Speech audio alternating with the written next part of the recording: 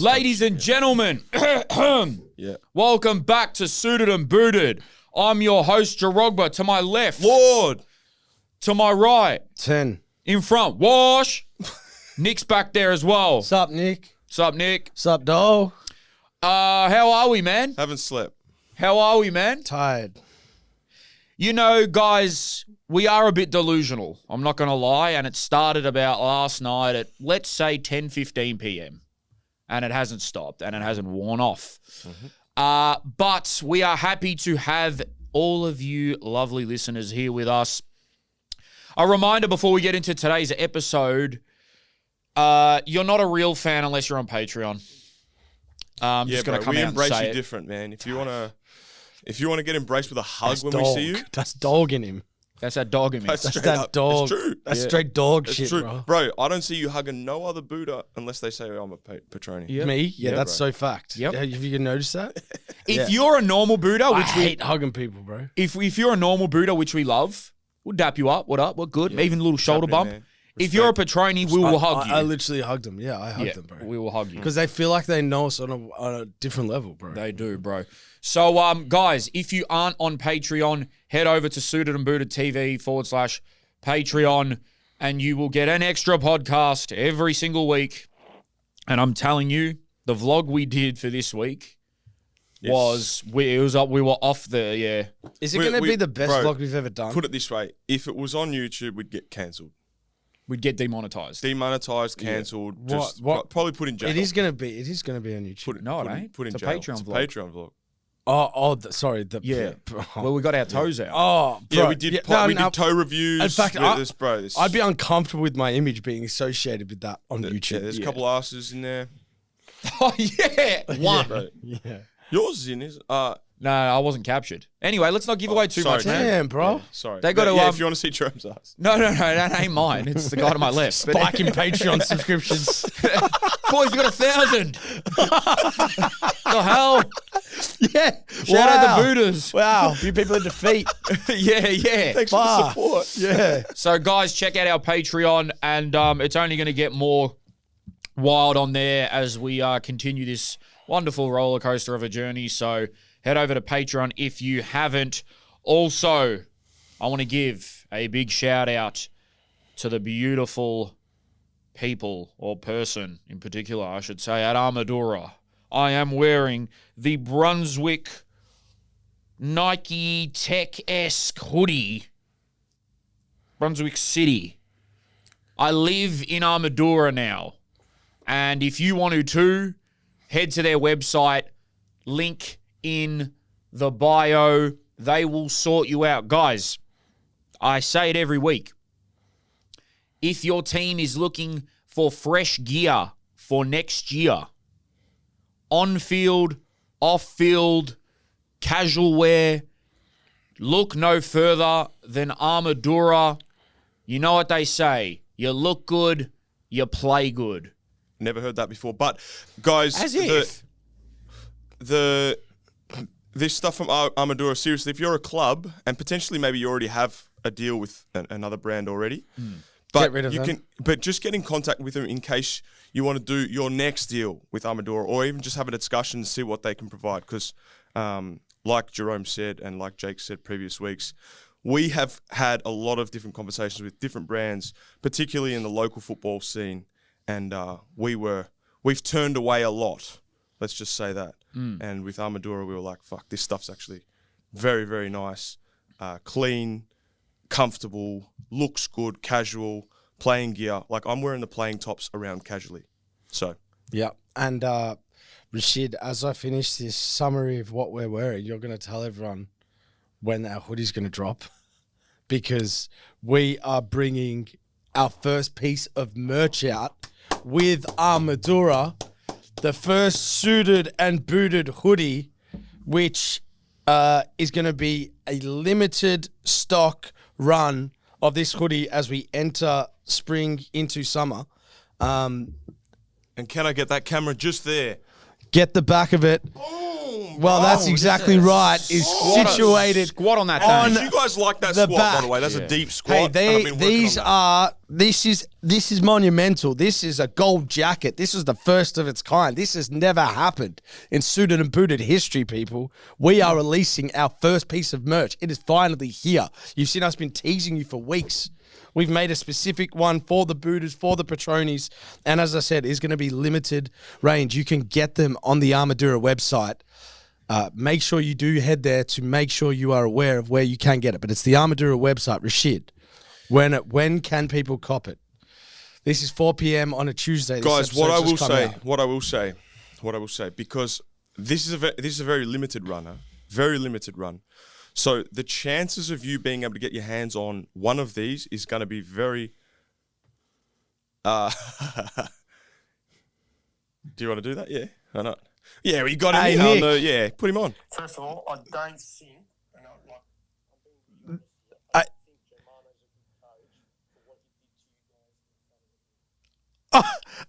Hey, okay. All right, Nick, you didn't let me get a chance to say was you're live on the pod and I had you on speaker. He got scared. He got scared And of you what just he's gonna said, say. but now you can say what you said again because we're going to maybe quickly talk to you about Armadura, but you can repeat what you said, boss, because you're... as a coach, and you know I'm a coach in the VPL one, which is not as good as NPL, but in NPL level, Germano, I don't think he did the right thing by embarrassing you guys in front of the whole group. Agree. Yeah, couldn't agree more, man. Not acceptable. Agree. Yeah? Couldn't agree more. Hey, Nick, Especially after what we've done for the last few weeks. Nick, but we you would- didn't see just the behind the scenes, Nick. we're just about to we're just explaining our hoodie drop to everyone at home, but hey, in your own words, we just shared why we love Armadura and why everyone should be a part of it who is exploring new kits or down the track want to explore new kits. What would you say? What's special about what you've built? What's special about what we built is we build identity. So if a club, every club gets treated like a community club in Australia or in Victoria. My idea of why we started the whole brand was, why can't all the clubs be treated like a professional team? Why couldn't they have their own unique flavour or look and actually have something that the players want to actually represent when they go out there? We talk about playing for the badge. How about making it a badge that's actually unique to that club? Damn, bro, that's nice. You worded it perfectly. Yeah, much better than us. Okay, we got to get better at our ad reads. No, Nick, thank you for that. I'll give you a buzz after, bro. We're just starting the pod. Done. All right, mate. Bye. See you, boss. See you, Nick. Rashid, sorry, you were speaking about Yes. potential It's a release. very limited run. I'm not going to reveal the amounts that are going to be out just yet. That'll come. It's like a short-term diarrhea. Sorry, this will come out on Tuesday. This episode will come out on Tuesday. What does that mean? No, it's like a limited run. You're going to have limited runs, bro, and then it'll Yeah. be... True. Yeah. Thursday, we will release the amount that will be coming out. By Sunday, we will likely be taking first interest. Just say that. Put it this way, one of the best strikers in the world wears one, and he's wearing one currently in Bruno Fornarola. Yeah. So, just saying, if you want to be in the same stuff as him, or us for that matter, keep an eye out for the merch. We love you guys.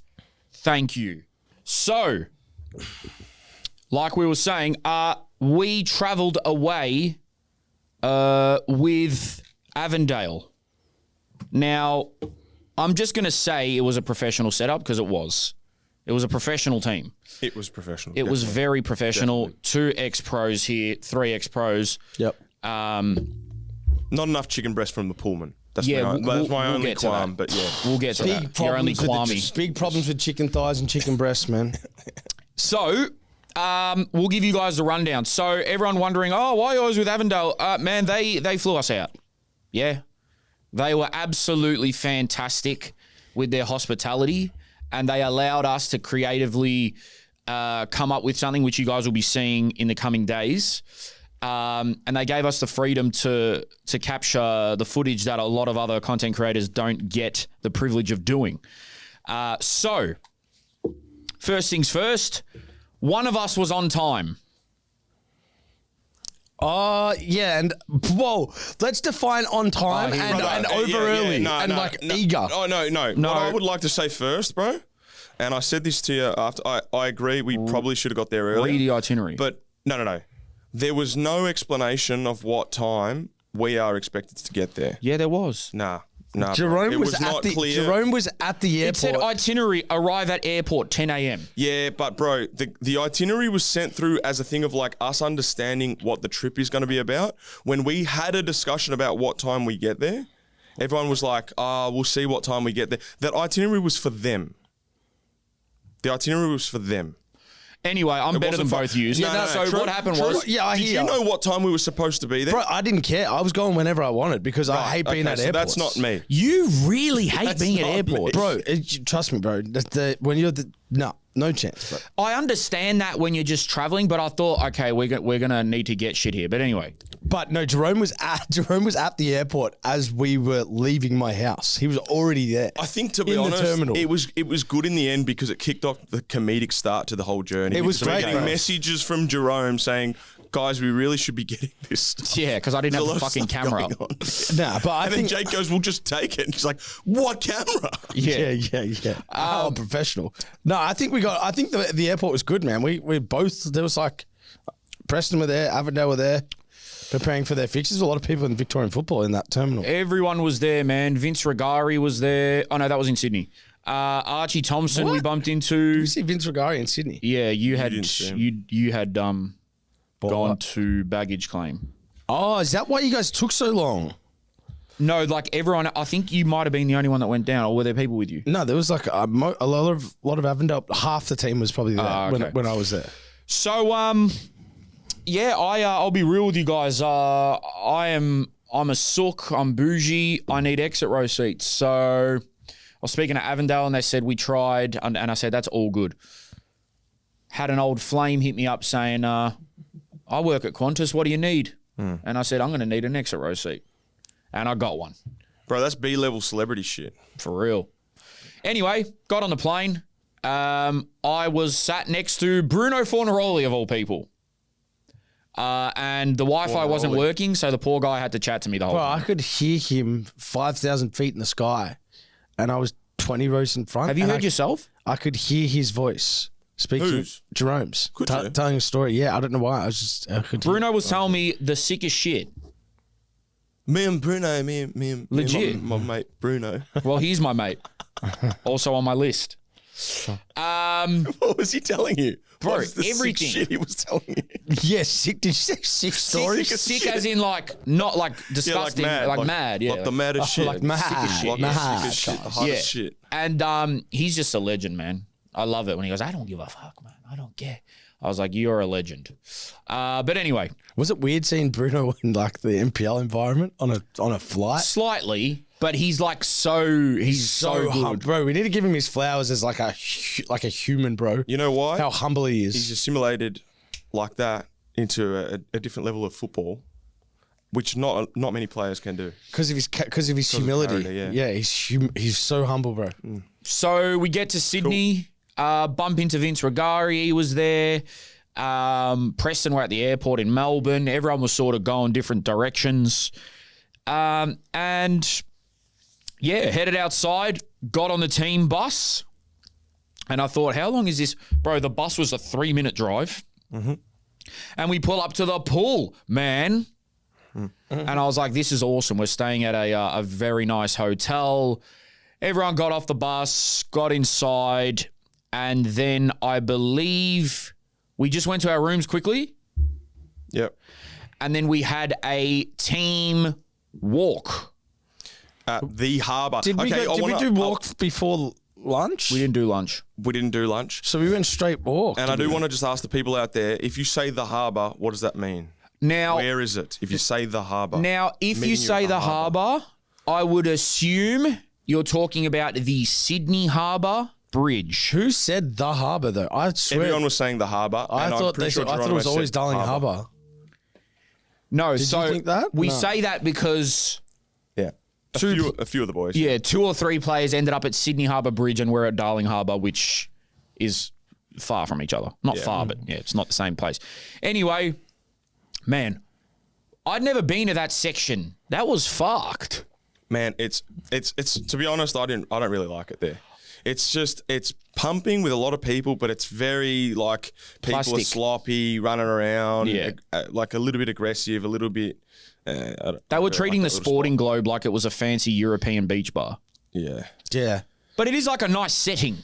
That was beautiful, man. it's a nice setting. Yeah, Yeah, like the water and people coming up to me saying, "You're the guy that does TikToks with that Islander guy." yeah. And I said, "I've never done a TikTok with an Islander." And then I realised they're talking about Jake. yeah. Gangster. Yeah. Thank you. But yeah, I guess I just don't like being around drunk environments when I'm not drunk. True. Yeah, there was a lot of You know what I people, people coming up saying, "And are you guy? What's this sporting team? Is this a rugby team? Yeah, what's this sportive environment?" It's a basketball team. Yeah, So you're A-League? yeah. Yeah. Are you the Victories? The guy, just by the way, the guy that was saying, "I've seen you in a video with an Islander guy," he was so aggressive he was like pointing, he was almost poking Jirogba in the back, going like, "Nah, mate, I've seen ya. With You're Big not gonna- Vincenz you're not gonna fucking and tell with me." an Islander guy, mate." Yeah. And Jerome was like, "Yeah, all right, mate." Yeah, right. You're hurting me. You're hurting me. Just on the walk, bro. I don't know if you remember this part, but the media guy for Avondale was trying to get a team photo. Oh, this was funny. And this lady, oh my God, what a legend. This lady walks past, she walks in between the camera and the team photo, and she like starts giving up the bunny ears like that. The peace sign. And the guy goes, "Oh, hey, can you take a photo for us?" And then all of a sudden she just goes, she just flips him the bird. Yeah. And then Why did she do that? Out of nowhere, and the boys lost it. Everyone lost it. And then she's like, "Yeah, all right, I'll do it for you." She starts taking the photo. Did you know this? So she took the team photos, and then the last photo is a selfie photo. Oh, wow. But she made all the boys do that. Let's all do that as well. Yeah, It was cool, man. I felt like I was cool. yeah. And anyway, then everyone, you know what was good about this trip as well that like I'll sprinkle in here and there? In each scenario, I had like a really good convo with a different player. Yeah, man. It's getting to know people quite quickly across that first day was rapid. Like man. on that walk, I spoke with Amir a lot. Yeah. And then on the at the airport on the way back, I spoke with May and the keeper a lot. And just little scenarios where you're like, you just find yourself with a little group or whatever. Tell you what, doesn't it show you how quickly an away trip can completely bring you into the team? Now, I'm going to ask you guys. Player, let's say. I'm going to ask you guys something. You guys have been around the team environments. Is that some of, if not the best team chemistry you've ever seen? Yeah, up there, bro. Yeah. Up there. But NPL is always quite good. I feel like NPL is always quite good. From my experience, it's better than, like, let's say, professional levels. Yeah. Well, because, there's an element, it's more laid back as well. Yeah. Like, even though Avondale's at, like, the prim and proper of professional in their space, Yeah. it's still, like, an element of being laid back despite, like, Yeah. things that happen over the weekend. But to answer your question simply, yes. You said to me a lot of them have played together since they were like 22, though. Yeah, which they maybe- told me that on the plane back. Like, some of them have played for, like, 6, because they're, like, they've got unique relationships, man. They, like, know everything about each other. Like, Very they unique. yeah, they've got so Very. much history with each other, put it that way. Like, people have lived together and stuff. Yeah. So, yeah, some of them have been saying they've been playing together for, like, 6-7 years, like a core group of them. But as well, like, I understand that, we try to be nice and all of that, but some players could look at it like, boys, what the fuck are you doing here? Like, you're actually sort of 100%. just in the way. You're not really benefiting me or my game by being here. You're not really here to do a job for me. So I understand how some players could have looked at that and been like, and they would have been on my bad list straight away. But every single player in the team, obviously some are a bit more shy than others and all that, but I felt like I could literally go up to any player, any staff member, and have a convo. Can I ask you, and I'm kind of skipping ahead here, but I want to ask a question about the singing evening, right? And just that team dinner. Would you say, like, would you say there's almost like a line in the sand moment from like before that dinner and then after that dinner in terms of your comfortability in the team? My moment came when we went on the walk, because at the airport, I said hi to all the players, but I was sort of in the corner by myself, just sort of waiting. And then after that team walk was when I was like, all right, I've had a few convos with the players now. especially the ones that maybe weren't familiar with us or maybe hadn't spoken to us before, that's when I felt. But that was like a big moment of like, oh, fuck. Yeah, because the reason I asked that question is because that is why people sing. Yeah. Is for the purpose of like creating like integration. Breaking the ice. Yeah, breaking the ice, yeah. So get back from the walk. Quick little refresh. And then team dinner, which was arguably the highlight of the trip. Mate, you're usually going to see this on the vlog. There's probably also, like, we're talking about the players, but there was 70 people in total that travelled on this trip with Avondale. So there's an extended, like, people of family, people in the back room, office, coaches. There was a family that won a raffle. There was kids everywhere. Like, it was a sea of family of Avondale in this hotel. And the night one, dare I say, did not disappoint. Yeah. So the plan was for us to do the whole plan was for us to be Avondale players that had just signed for the club, 4 signings, good signings at that instantly get their contracts terminated because of their unprofessionalism. Yep. And shout out to everyone who made this happen, bro. Who was filming? Was it Dimmy or Mayen? Dimmy. Okay, Dimmy did a great job at filming. Jonathan Germano, was brilliant in his acting role. He went above what we asked for. Above what he asked for. So for those who haven't seen it, go watch it. But basically, it's a team dinner, and in front of everyone, he calls out us 4 and Blake for some reason. Yeah. And says we've been unprofessional because we're the only ones in there with cokes. A few of us were having ciggies. Yep. And you guys will see also a follow-up skit for what was happening behind the scenes of why we got dropped. Yes. So just stay tuned. Yeah, I can't wait for that part to come out. Yeah. That's funnier than the skit itself for me. But I don't know. We actually didn't even script it. We sort of just went off cuff and everyone played their all awesome and the boys were pissing themselves. And after that's when I felt like, all right, they don't mind that we're here. Yeah, like, oh, all right, like they're all pissing themselves. We walked off like it was a fucking comedy show and then walked back in the room. Yeah. We're clapping. You know what? Actually, when we went outside after we walked off, Girox goes, holy shit, we're fucking comedians. Yeah, but it's crazy that we the funny thing is we're acting like we're different species. Like we're footballers too. And we're just I'm the different species. We're acting on the spot. But they all gave us a standing ovation. No, it was cool, man. But then we got friggin' a drive-by of getting what the expected fuck? to sing as well. So we got up and did a Boys to Men rendition. Yeah, which you guys did. You two specifically on vocals were great. And Gavin just blocked both of us at the front. Gav was blocking the view, and I was trying to be. You were humping my shoulder at one point. Yeah. I didn't even know that. Either did I. Now, some of these videos will come out and some won't, but at least 7 players / staff did their initiation songs because a lot of new staff and new players had come through. And when I tell you that literally every single one of them was hilarious in their own separate ways, the craziest one, though, was Shawnee's, I would say.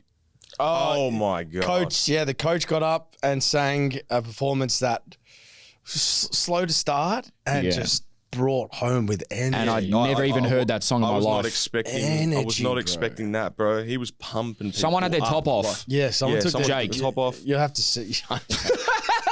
Or maybe it wasn't. I'm not even a part of the club. Also, freaking shout out to Blake Carpenter, man. That guy's Jesus mixed with Fergie, bro. We did like a good 2-minute seg This on guy, Blake Carpenter, bro. We left that dinner and we walked away. All of us, I think we had a conversation of like, what the fuck? We had walked to Woolies. What is that? What type of a human is that, bro? He's the most talented human I know. Remix. I have never seen someone entertain a room like that, for free. For free. Like, I've never seen it. So who Rashid's alluding to is the left back of Avondale, who's been at the club for a period of time. Didn't have to sing, but sings after every win in the change room because that's who he is. He's got a good voice and he's centre stage.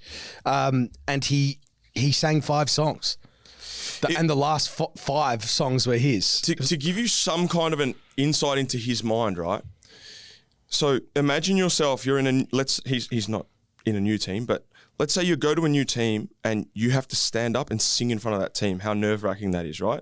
So you probably just want to go like somewhere in the middle and just get it over and done with and then sit back down in your chair.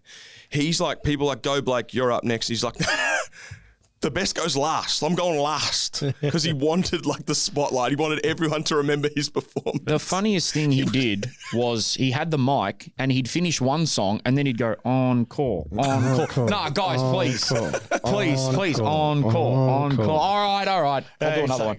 He can also dance. Yeah, he danced really well. He sang a song in Spanish and then said "Gracias humanos." Bro, he sang a song in Greek, bro. Yeah, Greek, Spanish songs. Justin Bieber.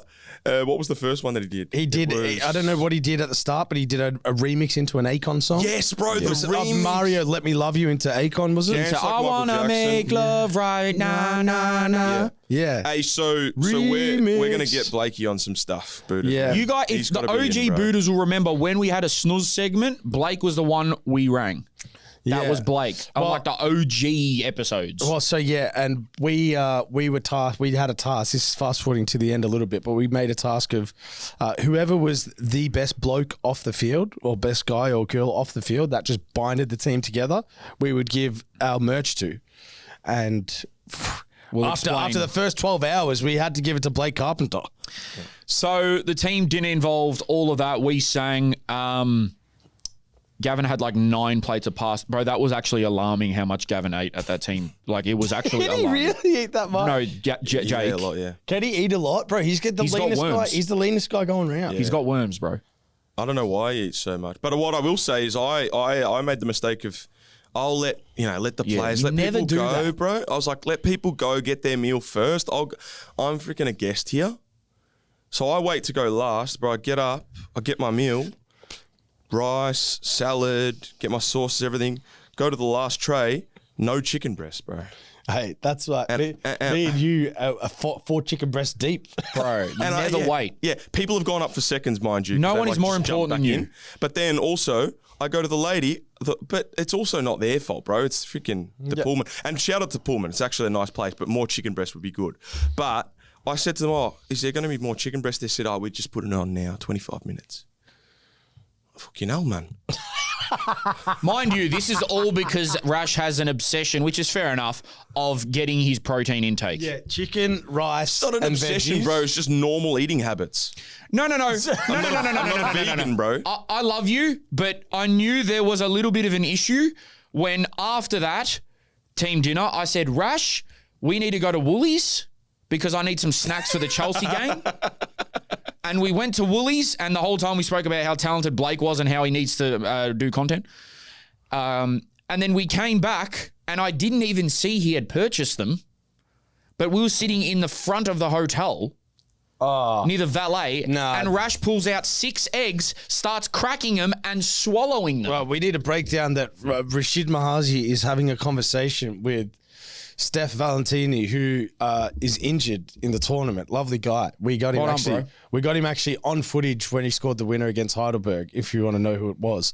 But he's having a serious conversation with Rashid out the front of the hotel. Rashid goes in his Woolies bag, pulls out a carton of 6 eggs and just opens them. This is like 9:30 at night. And it took Steph a good second to Jerry what was going on. And he goes, what the fuck is that? No, the funniest part was that he did 5 successfully, and the 6th one he completely cracked and it went all over the floor. And I don't know if you realise, this is what you did to him. He's mid-combo, he's rattled. Then he sees you do the first one, and he dry reaches, bro. He's like... It's like he's going to be sick. I'm used to it now. Yeah, it didn't faze me, but the fact that Rashid's in combo with him, it's made him almost sick. Yeah, it was without great. even asking or acknowledging what was going on. How funny is it when you're like not on a level for someone to be like, bro, what are you fucking doing? Yeah. And then you do something like that. Yeah, you just don't give a fuck. Yeah, it was unbelievable, actually. Also, at the team dinner, the President Steve gave a great speech. There were so many other people that are involved in the operations of Avondale that, and I'm sure every club, that a lot of people don't see. Volunteers and people that have been there for years. The guy that runs a canteen, different families. Red, he's a legend. If Red walks in the room, I salute. Do we do a real quick run through of shout outs of names here of some people throughout that weekend? Yeah. Yep. Oh my God. What's the GM's name? Shout out to Grace. Yep. for running everything, managing everything. A female that is a general manager of a massive NPL club. Yep. Peter Zois, Johnny Cobiella, Shane Rexepi, Max, to all the Avondale boys, Super Chance, our Russian analysts, What a guy. the physio team, Lyndon. the S&C team. You guys are amazing. Shout out to all the guys that were there that didn't even play. Bro, some of the best blokes you'll ever meet Us. weren't even suiting up. Us. Yeah. Well, we got dropped. Yeah, we got dropped, but we were still there for support. The family that came, the kids were awesome, bro. They got more personality than some of the players. Yeah, we got them on the vlog. Yeah, Steve, Dino, the people behind Avondale, Red. running the La Familia. Did I say Red? How many times? God, man. Yeah, I shout love out that Red, guy. though. Great guy. And yeah, it was an amazing team dinner. I was feeling very content with that. And then got back and obviously had something to do. I had to watch Chelsea. And the boys decided that our Patreon should be just us watching that game whilst also doing very, very weird shit. But the reason why we wanted to watch that was, one, we got to watch Jerome watch Chelsea. And it was probably evident that if Nottingham lost, Marinakis would sack Ange, which unfortunately was the case. Just to go slightly more chronological, we did watch a couple of A-League, or bits of A-League games, and I think my predictions are off. Okay, been hold one on. game. Hold on. It's been one We got game. some tweets saying, boys, look who's on top of that. It's been one game. Please check with me at the end of the season. Yeah. I've fucked up. Yeah. No, he didn't. It's all right. Trust. Nah, it's one game. It's one game, bro. Freaking Saudi beat Argentina. Hey, man, you're not going to see me getting upset seeing Central Coast and Brisbane and Wellington We'll get to that. get results, man. Like, Yep. you know, shout out Adelaide as well. Adelaide. It's good for the league, man. Yeah, I Adelaide. think I was wrong about Adelaide. Anyway, we'll get to Well, A-League. we'll see. Yeah, okay. We'll get to A-League All right. because I'm going to be real. I was not paying attention to the games. Yeah, we had a pretty busy job, man. Yeah, we were hard. busy. I was trying to be funny. I was trying really hard to be funny. Yeah. Trying to be hard to be liked. Yep. Yeah. Like, Manos, love you, bro. I still can't believe he downed 6 eggs in a row like that. That was like, not even like in a cup, just like So on a hotel table. we, all four of us, decided to go back to my room and watch Chelsea. And man, what a fucked up game. But anyway, we won 3-0 and we got Ange sacked. Did you think that sacking would happen the way it did? Because when I walked from your room to mine and Rashid's, I lay down for 5 minutes and my cousin in the UK sent me a photo and it was an article that had already been released that Ange had been sacked, which apparently was like 18 minutes after the game, he was sacked. So I think it might have been like 60 minutes in or something, Marinakis, they had put the camera on his chair and he had left. So alarm bells are going off if that happens. Ange went out to clap the remaining 17 Nottingham Forest fans that were left because they had enough. And then, yeah, it would have literally been a tunnel job. What was Marinakis doing at 60 minutes? Where is he going? Who's he speaking to? I don't want to get demonetized. Bro, did you see his face, bro? Yeah, bro. Holy He looked like he had a shit year. Yeah, he looked like he had looks like an angry guy, bro. yeah, I just realised I got my headphones on still. That's why Jerome's screaming in my ear. Sorry. But it would have been a tunnel sacking. What? Ange, it's time to go. It's time to go. Bro, it would have been. Where else? Like they're I not don't gonna know. go That to- just sounds sexual to me. It probably was. Probably was, bro.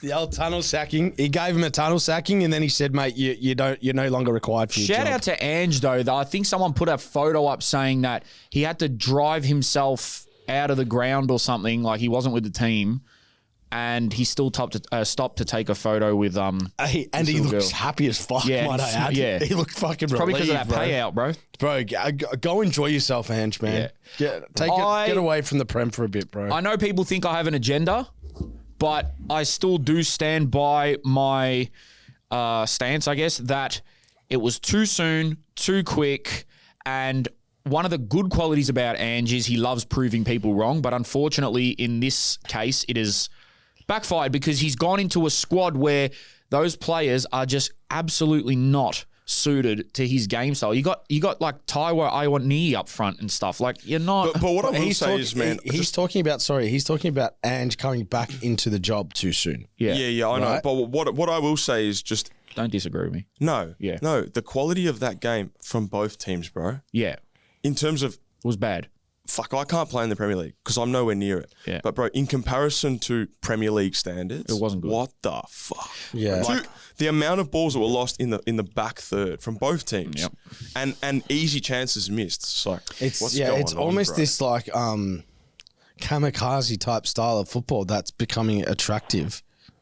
Because people have this view that playing out is actually there's more of a success rate to keeping the ball in there scoring. may be some truth to that now because people aren't scoring when they're not as clinical, so the danger of playing out is not as high. Maybe. Like, bro, how many times they lose the ball in the final third and no one capitalised? Like, how many times that happened? 3-0 to Chelsea is not indicative of how the game went because Nottingham could have had 3, 4, 5 themselves, and we could have probably had 2 more. Which is also why I think Ange's Premier League record at Tottenham's kindred him and the opinion of him in the UK, and Marinakis being low-key a bit of a socio-psychopath or whatever. But ultimately, 8 games that was Jake alone. Barkadash. Yeah, 8 games alone for any manager is a ridiculously short amount of time for you to change anything. But Does not one Marinakis win. look? Does he look a little bit like Marinakis if he puts 50 Someone- kilos? If he puts Someone 50 commented that once. 15 kilos on? Someone commented No, that serious, once. bro. I'll fire you. No, 15. He more like 150 kilos, bro. Thanks, Jake. Yeah. Well, I'd need it. Yeah. I don't know. But something is similar. Thanks. Maybe you look like his son. Okay, I don't want to be his son. Yeah. Yes, Jake, 8 games is not, but most managers get 1 win in that 8 games. Yeah, which is fair, and that I don't agree with. But do you think that's like, given they were a bit of a defensive-minded team, that it was difficult to change in that the amount of games they had in that short succession? You don't need to- 7 days. You don't need to be a genius to figure out why this went wrong. Nuno was so great, and I never forget when Nuno got the job, I said, oh my God, Nottingham are going to get relegated. I fully didn't believe because after like the capitulation of Wolves and stuff, I was like, oh my God, this is going to be fucked. But he had given them European football. Clubs were scared to play them. Chris Wood on fire, Hudson-Odoi, Morgan Gibbs-White, Elliot End, like, bro, amazing. And then I guess it must have been a case of Marinakis saying, no, you don't make the decisions here, I do. Well, that's what's been reported anyway. That's what his face looks like. Yep, that's what his face looks like. And Nuno's gone, and they've brought in Ange. And again, to Ange's credit, when you bring in Ange, you know what you're getting by now. You know the style of play. You know the character of Ange, the press conferences, all that. You know what you're getting, right? Great connection. Everyone laughed about it, but it probably played a part. But yeah, if you don't get 1 good result in your first 8 games, especially with a team who finished where they did last year, I see why it happened. But my point of view was he should have taken some time off, not gone back to the Prem. And everyone's going to say the same old argument. Yeah, but why not? Why not? Oh, what's the point if you're not going to... I don't like that argument because that's not how life works. I think everyone would agree with you on that now. In hindsight. I've been saying I think that. everyone would agree with that statement now that he probably should have waited. But at the same time, which is what we said, if he was going to wait, that wouldn't be Ange's character. Yeah, like, that's not who he is, right? So I've said that from the start, though. Sometimes you have to check yourself. And again, this is crazy, me giving advice, but whatever. yeah, Go Ange, listen to if one you're up. listening, just Yeah, go listen take to some one up. notes on what Jerome And says. listen yeah. up. Take some qualified advice. From Yeah. But it's just common sense. Like, I agree, though. and again, I'm telling you right now, I've said this, and I've spoken to some people. I even spoke to some people at Avondale breakfast. Bro, the Bayer Leverkusen job would have been awesome for him. I know That's been taken by someone else now? Someone else Yeah. come in for that? Yeah. Oh, isn't it Ten Hag?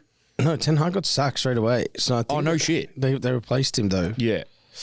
But yeah, I just think that you've gone back in, and someone made a good point. Kasper Hjumland. Kasper Schjomland. Yeah, the former Denmark coach has signed a contract until the summer of 2027 in the Bundesliga. that is good.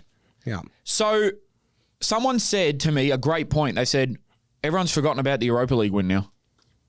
Yeah. Hey, interesting.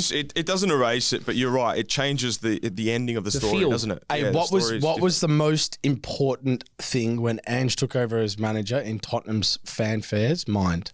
What? Sorry? Trophies. Trophies. Yeah. Right? I didn't understand the question, but yeah, go on. Okay, so what was the number one thing the fans wanted? They wanted trophies. Tottenham Oh, when okay. Ange Right. joined. Yeah. It was a trophy.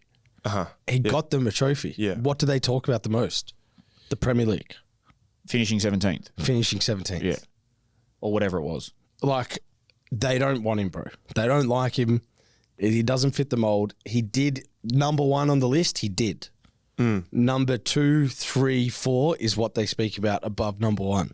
Yeah, because usually when you win some silverware, there is, I guess, a little bit of, and not all the time, but most of the time, like for instance, Palace win the FA Cup, they actually did pretty good in the league. So there's a little bit of like all round, the club's in a decent direction. It's very rare for a club to finish that low in the league and win something like that. Nottingham's fan base, I can understand their sentiment more. Tottenham's fan base, their sentiment toward Ange, I cannot understand. Yeah. Like, I get that like, you've got to remember, they've gone so long without a trophy since 2008. Like, I would take 17th and a trophy every day if I was there. Yeah, I would. Like when we won the Champions League, I think we finished like friggin' 10th or some shit. But again, 10th and 17th is again a different story. But yeah, I've always said it, and I don't care what people say, man. It's just my opinion on the matter. I don't really care that much, but should have taken some time off.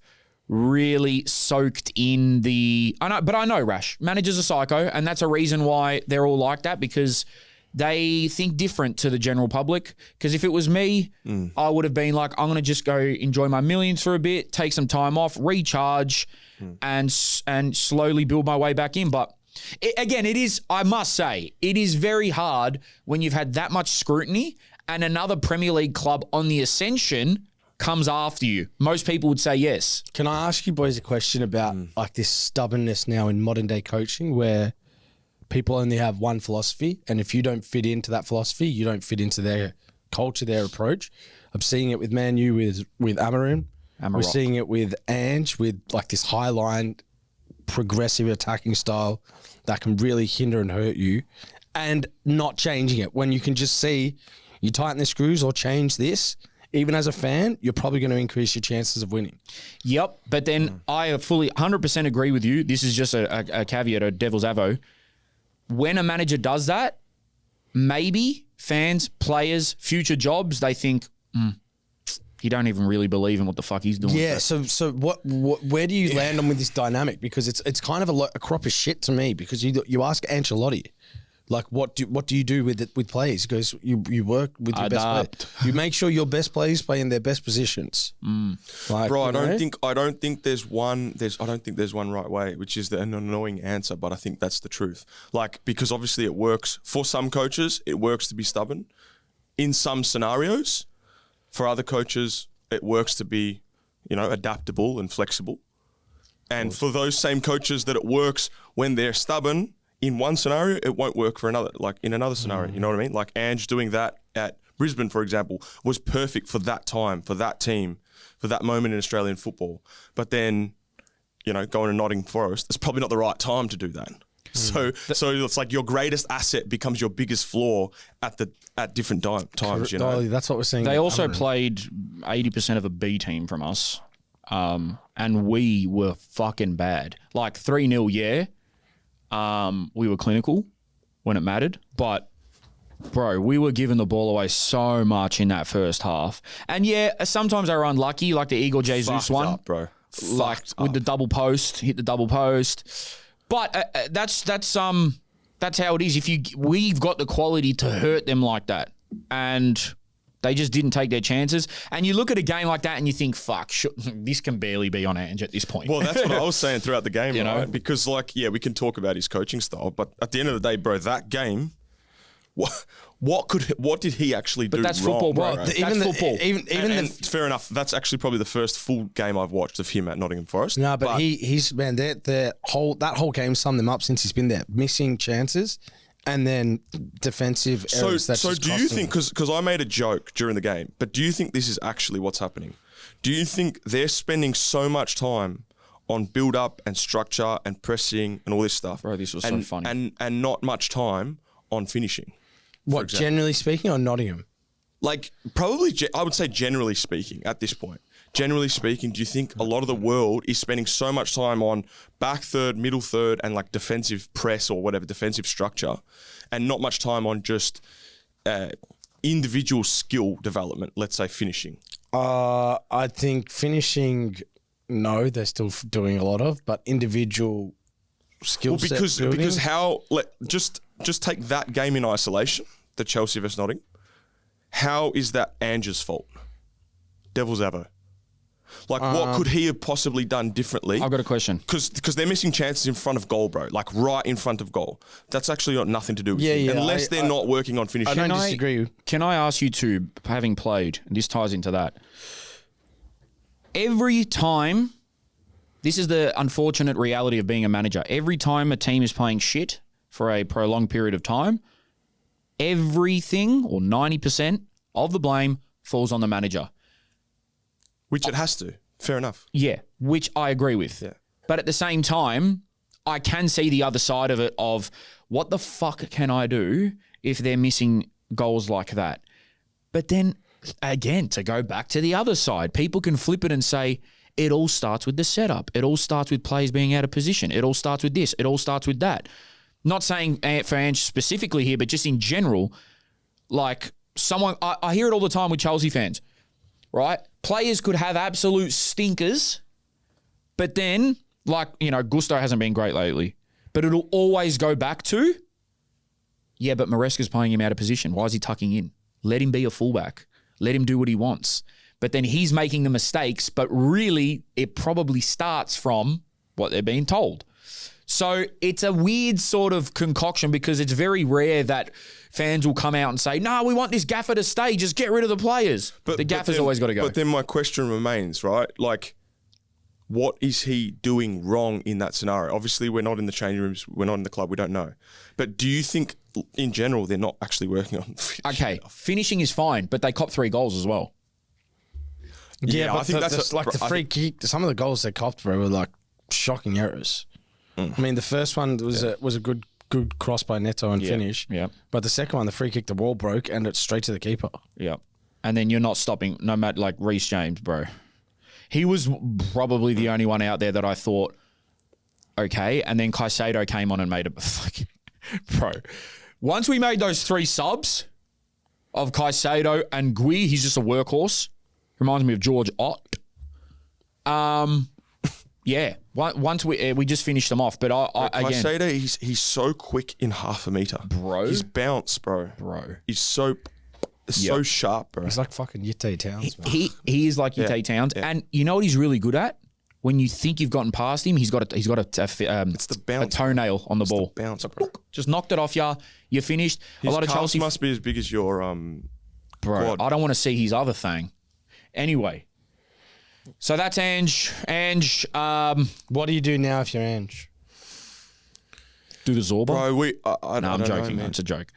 What I would do if I was Ange, seriously, I've said this. I don't know how many fucking times. I know what he's going to say. You're going to go sit in Mykonos and just drink a coffee? Well, do that first, legit, because that would be mad. I mean, anyone would want to do that. But I mean, Ange is, bro, go get a job in Spain or Germany. Like, go get a job in finance. No. Like, Jake, you watch a lot of football. That's what he was going to say, bro. You watch a lot of football, Jake. Would his style suit La Liga? Yeah.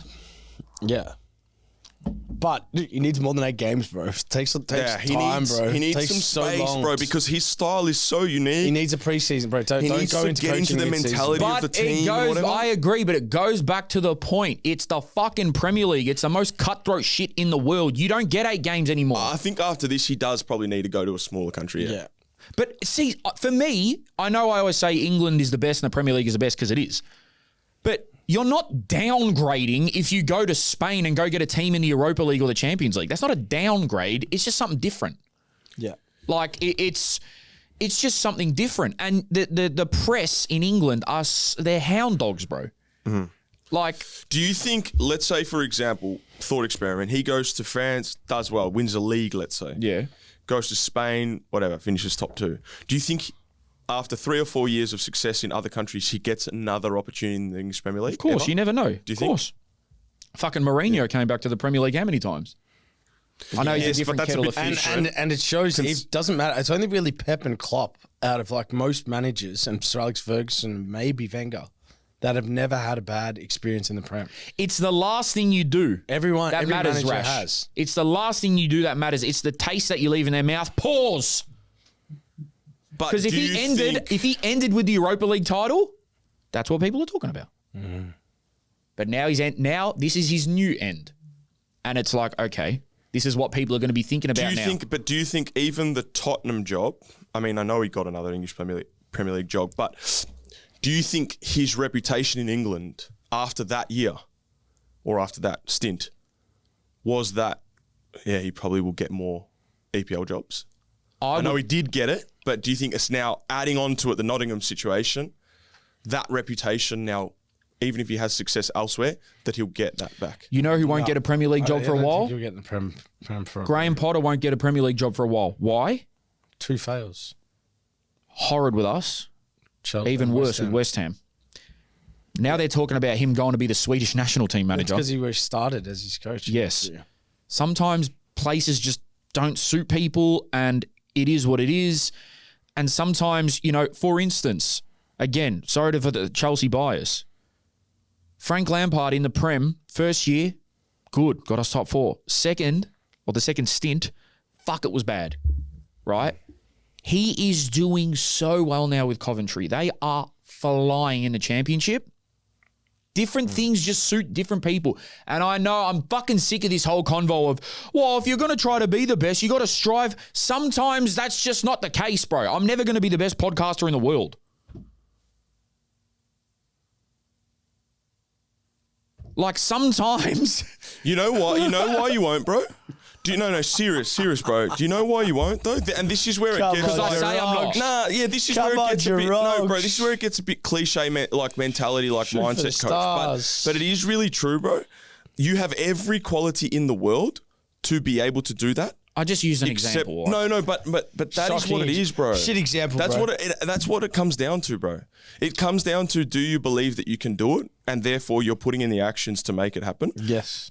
And that's why, for example, Ange comes back because he's like psychotically believes in himself. Yeah. But he can, okay, let me reword. He can reach great heights, maybe just not in England. Why did you say it in his voice at the end? I didn't. then? That wasn't his voice. That was just like a dramatic effect. Bro, he could go. You never know. He could go win the Champions League in Spain. He could go win the Champions League in Germany. Like, I you hope he don't does, know. man. I get what you're saying. I get what you're saying. Beat an English team in the final. It is a bit of a contradiction of styles. It is. I get what you're saying. Yeah. Like, there's not just one pinnacle you can reach. There are several. Like, it's just, it's maybe just something that he needs to Do you think about. And fuck, bro, whatever. They're going to kill me anyway, regardless. I can't have an opinion. Yes, you can, bro. Thanks, man. You onto these now?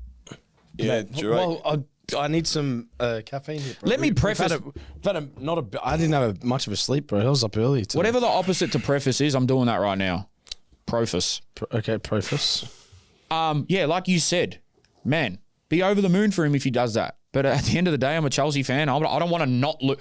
Like, if any Chelsea fans are out there that have a connection to Australia saying, oh, I don't want to win this game because Ange might. You're not a Chelsea fan. Yeah. Just to Shout wrap. out to my United fans out there as well, bro. Just Come on. Can I just get this just to wrap on this whole topic? Yeah. Like, what were your views of Chelsea after that game? I know you just won 3-0, but But that's what Chelsea's been like for the last 2 years, bro. With that Exactly that summarised them. with that game, the only reason why oh, by the way, Gusto, we have serious disciplinary problems.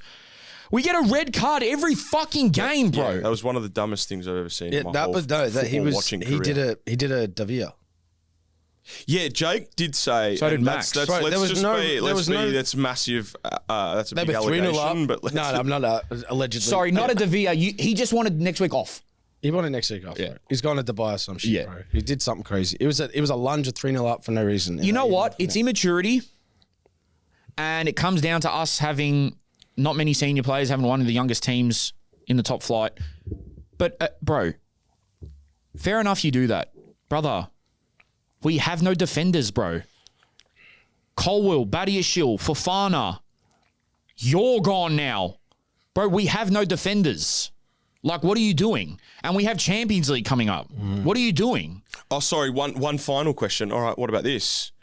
Coach sitting in the stands, quite clearly communicating with the players on the ground. yeah. Making 3 subs at halftime. Clearly He communicating. made those with- subs. Bro, it must be legal. That's got to be illegal, bro. No, it must be legal. I know, but I'm pretty sure it's not. Well, But I'm if you're pretty doing sure you if- can't do that. If you Well, know he that had the he had cameras... a wire, bro. Like, Yeah, I'm he pretty sure wasn't you hi- he can't wasn't do that. hiding. He wasn't Can we hiding Google it, that, though. Nick? He wasn't hiding it. If you get sideline banned, can you make decisions? Bro, and again, don't just quote say me you on this, can't but stand I'm there, bro. almost certain in the A-League, if you get a red card or you're suspended, you can't even be in the stadium. The Isuzu Ute A-League. What? Oh, you got to call it the Isuzu Ute A-League. Ask Jake. Ute? The Isuzu Ute A-League. Yeah. Ute? Yeah. Yeah. Is it Ute? Yes. Yes. No, oh shit. No. What? Is that on the sign? I mean, I've been echoed down my chamber a lot this morning. So it says Yeah, it's on the sign. a even player notice that. substitute or substituted wasn't player. that though last year. Okay. I think it was No, last he season. wasn't. It wasn't during the game. Maybe ChatGPT. Well, I ChatGPT, I saw him having like a wire, freaking speaking to someone, like holding a mic. Yeah. There He was on wires a lapel up there, mic bro. talking to someone, bro. There was wires on the main broadcast, bro, on the screen. Say if a yeah. manager gets banned from the sideline, And then there was a piece of paper on the field, bro, that he clearly wrote with his fucking hand. Yeah. in the next game, That Chelsea didn't care. Other teams could see on the ground. can he still communicate to the staff via the stands or something? Yeah. For the next game, can he still... Make decisions. Yeah. I thought that's the whole point. Like, you can't really manage the game, and that's the challenge for the team.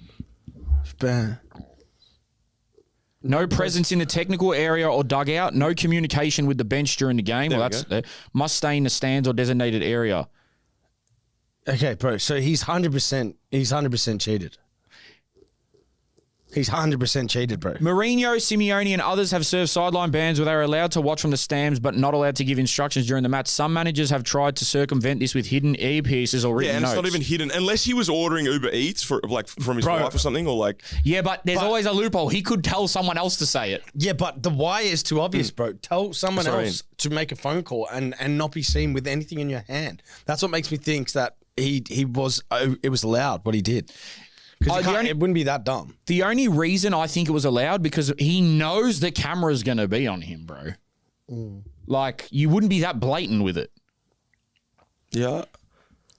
See, he passed messages via another coach who then relayed them to the bench. That's what I reckon's happened. Maybe. You're not going to stop him from sitting next to another coach being like, oi, tell him to fucking sub off Gusto. Mourinho once got taken in under the Kipman's wash trolley. He's fucked that Like guy. before the game to like give him a rev up speech and then got taken back out. Yeah, but back to my point to wrap on that is there's a lot of times where we don't get 3 points out of that game. So, yeah you're going to have shit days. Are you going to fucking make him count, though? We did. So, and that's good. Usually after beating a team like Liverpool, we would go and lose to them 3-0. That's so Chelsea. But the fact that now we're back in the top 4, got all these injuries, got players to come back, we'll be all right, man.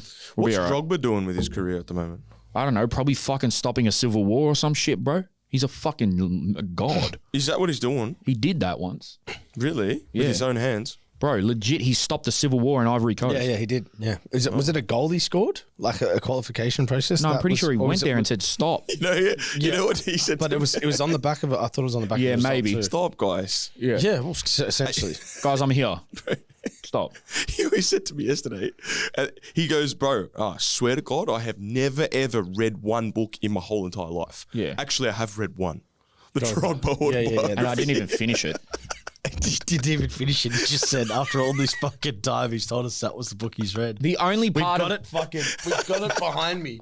for no reason because he's never finished reading it. The best part about that whole book is that he used to get a Big Mac on Can the we- train to training. Can we put in like a little thing, Jerome's only book?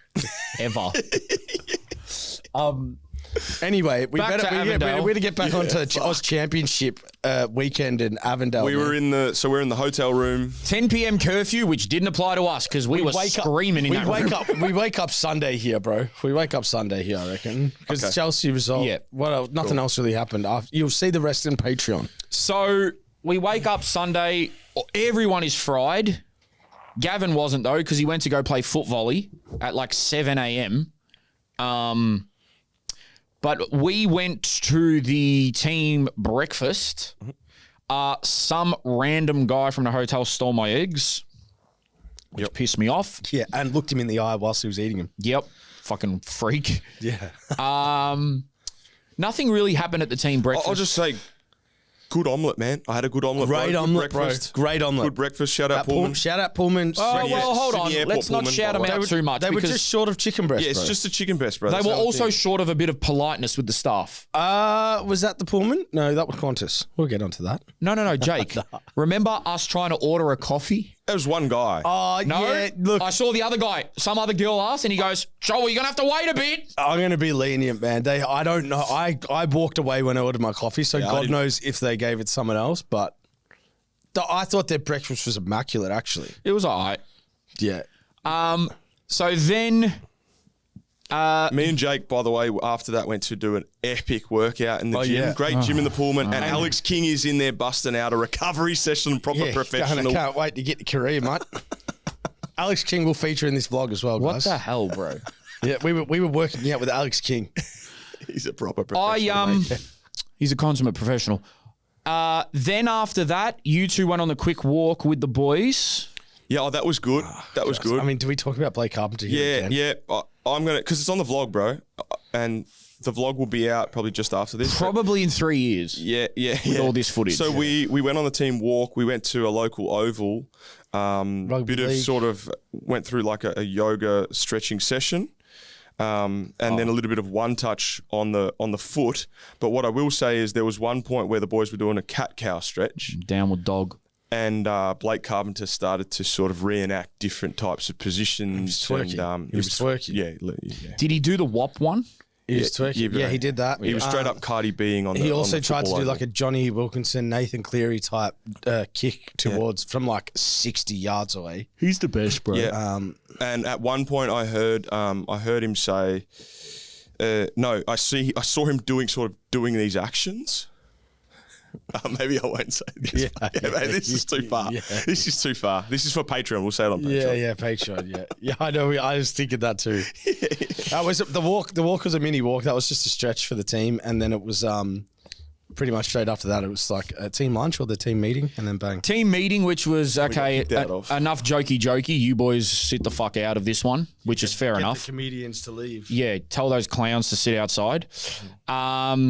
And then I asked all the boys if I was starting. They said no, so that's all right. Then, yeah, pretty much it was go, man. And as the day went on, I deteriorated rapidly. That was a fall off, bro. That was a drop off. Yeah, I fell off a energy cliff, bro. And enthusiasm. So then we took what seemed like a 5-hour bus ride out to NWS Spirit's home ground. Yep. Which was this Scenic route. It's very. Scenic route, bro. Sydney's beautiful, man. Sydney is beautiful. It's just a shame that everything else is just wrong. And it's also a shame it cost $40 million to get a 3-better. It's a bit hard. If the weather was beautiful. It was beautiful. I tell you what, the one thing I will knock about Sydney was the and I'm not going to knock NWS Spirit too much because I thought they were exceptional, but their pitch, bro. Like when we turned up, that was the first thing I noticed. I'm going to be honest, I genuinely was happy I wasn't playing. Sandpit.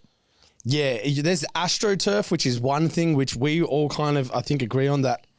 Look, man, I know MLS does and stuff, but we I hate feel that like it's illegal. Bro. Yeah, It I shouldn't should. I'm going to put my foot down and say it should not be allowed. You shouldn't play as a grown man on foot's it because it's down, and then there's bad Astro, bro, and that was bad Astro, bro. That's blisters. That's like the ground's moving. There's Bro, bobbles. there was also actual holes, bro. There was Yeah. actual holes in it, and that's I'm sorry, but I'm just being honest, bro. There was fucking actual dips in the ground where someone's boot can go in and they can do their ACL. So it's also a flight risk. It was pretty hot, but then obviously on artificial it gets hotter by a couple of degrees. So the boys we were checking out the pitch and all of that, and then it's serious time. Lock in. Rash went in the rooms because we didn't all want to go in there and bombard them. And the game kicks off, man. Avondale pretty much covered up one whole side of the stand, which was great. Also, shout out Lundy. We didn't give him the respect he deserves. Lundy is low-key maybe the funniest guy in the team. Yeah. And he brought like 30 people with him. Yeah, watch. so I don't even think we can say the kitten story, Rashid, can we? No. No. Yeah, but anyway, there's one guy in the team, you just got to know better, he became even funnier. He's the There's best. so bro. many of those little stories in Avondale that could write a chapter on each person in 2 days, bro. They were so welcoming, bro. Like I said, we could have been outsiders, but they were just all sick cunts. What did we think of the game? So my initial thoughts were Avondale end up going 2-0 up, and the second being a Bruno pen. And The first being a Bruno pen. sorry, the first was a Bruno pen. Yeah, just before half time. The second was Christian. Trajewski. Yes. Fuck, Yeah. I forgot Yeah. the second goal. Bruno played to Bruno, dummied, and Trajewski ran on. Oh, that's right. Yes. Yeah. So at that point, I was speaking to a few people associated with Avondale and stuff, and I'm like, I know they say 2-0's bad, but like I think this is over. But don't get me wrong. In that first half, I saw some really nice passages of play that were levels above what I've seen in the championship so far. Put it that way. Like some of the long balls, some of the dribbling, just some of the patterns of passing. Spirit had a Japanese dude that was insane. Oh, Jerome just kept talking about Ofuka. Ofka was fucking sick. Yeah. But yeah, bro, that I dare say is maybe the best standard that I've seen of even NPL and Oz Championship, obviously, but so NPL good. even for a long time, bro. It was both teams, a lot of quality. Well, they're both technically like the champions of Yes. their home and away Minor seasons. premiers. Yeah, good intensity, Which good aggression. Which to me is harder to do, right? Yeah. Win the 27, 28 home and away season schedule. So, Yeah. I thought they did, except considering the pitch too, bro, the football wasn't that bad. Like, It was great. great football. yeah, but that probably shows the quality. Imagine how good it could have been on a dazzler of a pitch with some water and at a good time, Yeah. temperature-wise. It was a little bit cagey, but once the goals started coming at 2-0 at halftime, I thought that, okay, I reckon either it's going to be 3-0 or 3-1. Avondale will wrap it up. Like you said, Spirit had some decent chances first half. They did. They had some What decent about chances. what about the one chance they took, man, at the start? That was... Bro, one of the best goals I've seen at NPL level. If Manny Greg hadn't have scored what he'd scored yesterday, I'd say that's probably going to win goal of the tournament, what the Northwest Spirit guy scored. Bro, he hit that bitch. Yeah. Like, that was... no keeper was saving that. That was moving. Yeah. Like, it happened so quick as well. Like, he just smacked it. It was And Gerard 05, bro. Legit. Yeah. And then, all right, game on here. Energy changes at that point. Huh? Energy changes. It always happened. The momentum swings in the other direction, and Spirit are just peppering. I think that's one of the main knocks at Avondale, probably even they give themselves, is that if they get ahead, like at a comfortable lead, they're susceptible to dropping it. What do you think that they, from an analytical point of view, what do you think that they did to invite that on themselves? Do you think it was just Spirit took their chances now? Do you know the biggest Or thing? Where did it come the biggest from? thing, and obviously I love all the boys for the trip. The biggest thing I noticed is they are one of the quietest teams I've ever seen. Yeah, On the park. Yeah, quiet. yeah. Like True. for Actually, now that I think for their about it. quality, Yeah. not necessarily when the tough gets going, but even when it's good, like you can't hear them that much. That's the only thing that like I didn't think about that part. they're not as dominant in that area, and it's minor details, bro, that make big differences. And that was the only thing that I saw. That particularly when they were going on, when the back's against the wall, it was like not necessarily that they stopped trying to play, but the comms. Yeah, it didn't look to Like, me bro, like what- they stopped trying to play. You're right. We're standing next to the pitch, right? Too. So like Yeah, we can hear. and not that many people, sort Yeah, of, we can to- hear everything. Yeah. Yeah, that is a great point. From the back forward, I don't think there was, like, you weren't hearing the constant screaming. And sometimes, as you would know, sometimes it's actually not about the instructions you're giving. It's literally just a tactic to let the other team know that you're just there and you're not going to stop. And you're just going to yap and yap and yap and yap and bark and bark and bark and bark. Even if you don't have to, it is just to make the other team feel like we're on top of you. Yeah. Sid. And it's to keep your own players accountable through periods where it's tough to run. It's tough to keep, like, without that push, you might not get to that ball as quick. You might not win that battle. But if you've got people barking at you, it's like, fuck it. You know what I'm saying? Yep. But Yep. besides that, bro, I'm like nitpicking because I think with the greatest respect to Northwest Spirit and what a game they played, and I think it was Aiden Kyra who scored 2 goals. Was Johnny on the spot in 2 moments, which was fantastic. I think if that's one of their better performances, let's say, Avondale is a significantly better opposition. So for Avondale, felt like it was points lost. I think it was a little bit of a wake. Yeah. If the goal if Avondale's equaliser didn't go in when it did, it would have felt more so like points lost. But because of the jubilation of, a late equaliser and blah, blah, It was blah, a blah, fair blah. result in the end. Like, let's be honest, because Avondale probably had the chocolates early, and then the Northwest came and dominated for a period of time where it was like they almost won the game. So they got their third goal, would have been with maybe, 3 or 4 minutes left. No, I think it was 82nd, wasn't it? yeah, it was like a good, and there was 7 minutes of added time as well. Okay, so right. There was like a good 15, 20 minutes trying to hold the lead. So a few players I want to point out that I thought were standouts. Yite Towns doesn't stop. Mate, what a footballer. He's awesome, and he's with the greatest respect. He's a little bit unassuming when you see him. He's not a massive guy or whatever. He's the ultimate bloke as well. Ultimate bloke, but he is just an absolute destroyer, and he just keeps it ticking over as well when he's on the ball. He was great. I thought Reedy was fucking sick. Him and Bright, it was very rare that they lost anything aerially. And also, I'll say, I don't know if I saw Bryce misplace a pass. Yeah, bro. He was knocking them into the midfield, I don't know if I zinging them saw in. it. Yeah. Yeah.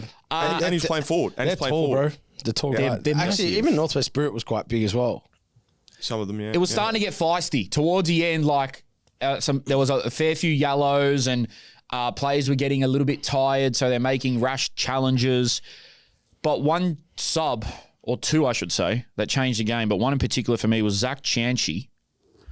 I had never seen him play. I'm going to be real. He was sort of a tall, a little bit lanky, young lad. Comes on and I go, all right, he's got the mercurials, he's got the long sleeves, he's holding on to the ends like that. Cole Palmer-esque. He's holding on like that. I go, In 38-degree heat, this is when I knew he was a baller. Okay, let's see what he's got. First touch, I think he knocked it past 2 or 3 players, and I go, oh, okay. Bro, his little spin move to set up that equaliser was unreal. He took 2 players out of the game like that. He just spun them both. His change of pace and his balance for a tall guy. Yeah, man. And even just calmness to just find the pass at the end of a string of dribbling. I think I'll probably go out on a limb and say he's 19. Is that right? Yeah, he's not. A-League clubs, if you're not looking at him, start looking at him, man. Yeah. Keep an eye on him, He's man. fucking good. Especially through this championship. He is a fantastic footballer. He plays it. I think it might have been Amir who flicks it on, and then our good man Dill smacks a shot at the goalkeeper. And to be honest, Amir didn't maybe have his best game, but he was there when it counted. Bundled it in, and everyone lost their shit. Yeah, I mean, one of the funniest things I ever saw on a football field was with George Ott and their captain, UFC fighting and hugging for 20 seconds while that whole goal happened. So apparently what he said to me was that he was holding his leg between his legs. Yes. Yeah, so he wanted a got third up leg. and he was out and then he couldn't run. He was all his body was there and his leg was still stuck. Fucking his third leg. But a hell of a game. Great exhibition for the Oz Championship. There was a great game down in Melbourne with South Melbourne, some great goals. Yeah, Manny Aguek just decided to score from about 50 yards out. Yeah. just chip the keeper. That's the second in 2 weeks in the Oz Championship. by the way. Are they the favourite because of like their booster players coming in? Like, Yeah, what do South you Melbourne think? will be Someone up tried to there, ask bro. me that the other day. I got no idea. South Melbourne will be up there. They'll make the semis at least. Just before we jump off the, our game that we went to, we didn't do a food review. I just realised on the vlog, bro, my food was mad. Okay. NWS Where? Spirit, the meat that I had on that open gyro platter, Really? Because people the were bread was really good too. Chips were good. people were tweeting us saying it's probably the worst food experience Bro, in the I NPL. know, and I'll stand out and say Stand that on gyro 10 was toes? fantastic. It was small. Will you It stand was on 10 small, toes and say that? 10, yeah. I liked the variety. They had osoi there. Yeah, I saw. They had osoi. Asahi. Yeah. They also had ice creams, which I love, especially on a hot day. You're not going to find that at any of the. You're not going to get a freaking drumstick at any of these world clubs. There was like a 7-year-old girl going, number 26! Yeah, bro. Number 26, skim latte. I'm 7. Child labour. No, I shouldn't say that. But yeah, it was an incredible game. After the game, it felt like a bit of relief that they had snatched a point at the end. Avondale probably deserved a result, I would say, for both teams. We were saying, at 3-2, we were saying, fuck, our vlog's fucked, yeah. I thought we were fucked, bro. It was going to ruin everything. Our vlog's fucked. That's how selfish we are. Like, I don't give a fuck we were if they're like, sad. Like, it's Yeah, going to ruin the stuff video. This game, stuff there, Oz Championship run, our vlog's fucked. I'll leave that for another time. It was cool though being in like a team environment for a weekend. That felt like Yeah, it brought me felt back to cool. being a player. I forgot how fun it is being around, and I know their culture, I would say, is like unique and special because they've been together for so long, and it's an NPL element where it's laid back and it's more fun. But still, bro, it reminded me of how fun it was going on away trips with like teammates and those special bonds and friendships you make. Yeah. Because when you go out of the game, bro, you don't room with like, you don't have that, you don't see those people as much every day. Like those guys are like, it's kind of like what high school and primary school was. Yeah. You just become so close to people and then you don't. Let's run through the results. Group A for this week, Sydney Olympic fell short to Broadmeadow Magic. 3-2 win for them. South Melbourne eased past Moreton City 2-0. Manny Aguek's goal was fucked, put it that way. Group B, Marconi beating Hobart 4-0 and Heidelberg beating Wollongong 3-0. The game that we're heading to next week is Marconi and Wollongong. So Yeah. Shout out to Wollongong need some that's going to be a tough one, yeah. Now, this group is really interesting. Canberra, Croatia beat Preston Lions 3-2. And dare I say that it may have been a real home court advantage for them, home field advantage. Canberra. Yeah. The pitch was bobbly as hell. Maybe that did play a part in Preston not being able to play their game. I didn't enjoy that game. it was not Did good. Preston take the lead twice there?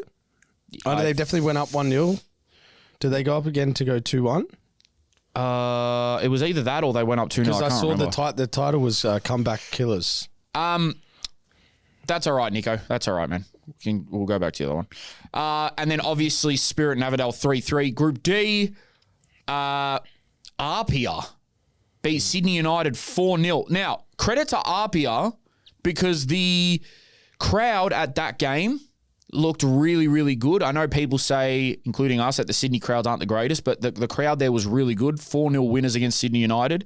And Bayswater City edged past Metro Stars 1-0. So the groups are heating up, and the next round is going to be very, very important because it's Preston versus Avondale on a Friday gonna be a night. great game, It's mate. going to be a fucking cracker. If you're in Melbourne, get down to that game because we met a guy that walked from Brisbane to Sydney to watch NPL. Should we live stream it? Is that true? No, I made that up. But he walked from Blacktown to the city or some shit. Nah, bro, this guy, what did he say? He said something like 52 kilometres. Yeah. in It's his 48 seventh game hours in or 9 something. days as well. And 7th game in 9 days. I want to give is- some shout outs. Yeah. Megan, Tommy, Isaac. They're the names I remember from meeting at Northwest Spirit. Thank you guys for your support. We really do appreciate it. Yeah, We'll- there was Patronis in the crowd. Yeah, the Patronis were out there, It's man. fucking amazing. Just quickly, last thing on Avondale. I had fully deteriorated by this point. On the bus, I felt like I was about to vomit to the airport. Everyone else was having like a laugh and shit, and it was pissing me off. I'm not gonna lie, Yeah. because I just wanted to say, hey, shut the fuck up. Bro, at one point you were saying a sentence to me, and before the end of the sentence, your right eye started to drift off away from my face. Yeah, he went wide. Yeah. Oh, is this when you were delirious? Yeah, he went wide. Made a wide run. Yeah, he made a wide run, bro, and he wouldn't come back. Yeah, he got caught offside. Yeah, he wouldn't come back. Off the ground. Get to the airport. I'm fucking off it. Don't even know where we are. Gets a green tea. I got a green tea. Do That's you drink green tea? I'm not going to say where I had the food, but I'm pretty sure some food made me sick. So hence why the green tea. But then, these boys had a brilliant idea to give out the best off ground, I should say, a suited and booted hoodie. And we all knew it was going to be Blake, but we set it up to make it seem like it was going to be him in front of the whole team and then give it to someone else. And the look on his face was fucking hilarious. We got him. I hope that comes out good on the vlog. Yeah. If that's captured well. We got him. If he said something as well, because I don't know. He was going like it this. was mic'd up, or was the mic Yeah, near him? you can't. You can't tell until you see it. Bro, the whole team knew that it was Blake, so much so that before Jake finished his sentence, they started chanting Blake. Yeah. That's what kind of threw off our plan. Yeah. And then we're like, and it goes to Lundy. And he's like, oh. He started clapping like that. So good, bro. But that was awesome. Again, everything on the trip. I just want to thank Avondale so much. Yes, we're glazing. Don't give a fuck. They were super hospitable. And again, we could have been a burden, but they made us feel like we were part of the family. And then the flight home, you saved me, bro. You fucking saved me, bro. You fucking saved me, bro. From what? Yeah, let it out, bro. Let it out. Jerome's identity was actually lost on Qantas's database. Let's He was just. not a real human. Me and Jake had exit row seats on the way home. Well, hold on. Oh, yes, Jake didn't he? Yes. Because you got it for him, right? Yes. I was wondering about Jake's case because I was Yes. like, why does Jake My have case an is very exit row? peculiar, by the way. And I Jake's- don't know if it's tied to Jerome Jake's or not. absolutely fucked Jerome up here. But it can't be. I don't reckon it would, did it? Because the time limit of when my case was announced that I had fucked it was they would have been 1 minute behind me in boarding, so they only had a window of a minute to grab seats. Right, okay, go. Let's take us through it, Jerome. This is how I knew from my your head, perspective. This is how I knew my head was gone. I was having actually a very good conversation with the 80-20 mindset coach. Seriously. Yep, I knew you were. Yeah, I could see you. But like a serious one or just a conversation? No, serious. Oh, right. Serious. Shout out the 80-20 mindset coach as Yeah, well. bro, yeah, Mo. He's on it, bro. A mindset coach on tour. Bro, Mo's on it. Again, this is the professional setup, and Amir said it. It's not one physio, it's three. They've got a mindset coach. By the way, more staff than a lot of A-League teams. Some A-League teams. Bro, more not a lot. staff than- Some. Well, factually, we know. Yeah. We know that's true. Yeah. So I was like, Jake, when I saw our seats, I go, "Pwah, that's mad." Yeah. Like there was literally 3 meters of legroom Yeah, I could have laid down on the floor. blown up a mattress and laid down there, man. And I'm like, oh, fuck yeah, I'm next to Jake. Like, this is sick. This is going to be an easy ride home. Mo turns to me and he starts having like conversation about mindset and stuff. He goes, you overwhelmed with all this content Why and are you stuff. so fucked up? Yeah, you look fucked up. I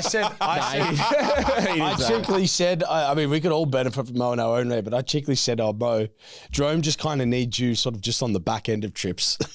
Yeah. He's great for the first 75. It's the last 25. He just needs that extra When he push. turned to me, he goes, bro, do I complain a lot? I go, yeah. No, the funniest part was when I said, this is how fucked I am after a Sydney trip.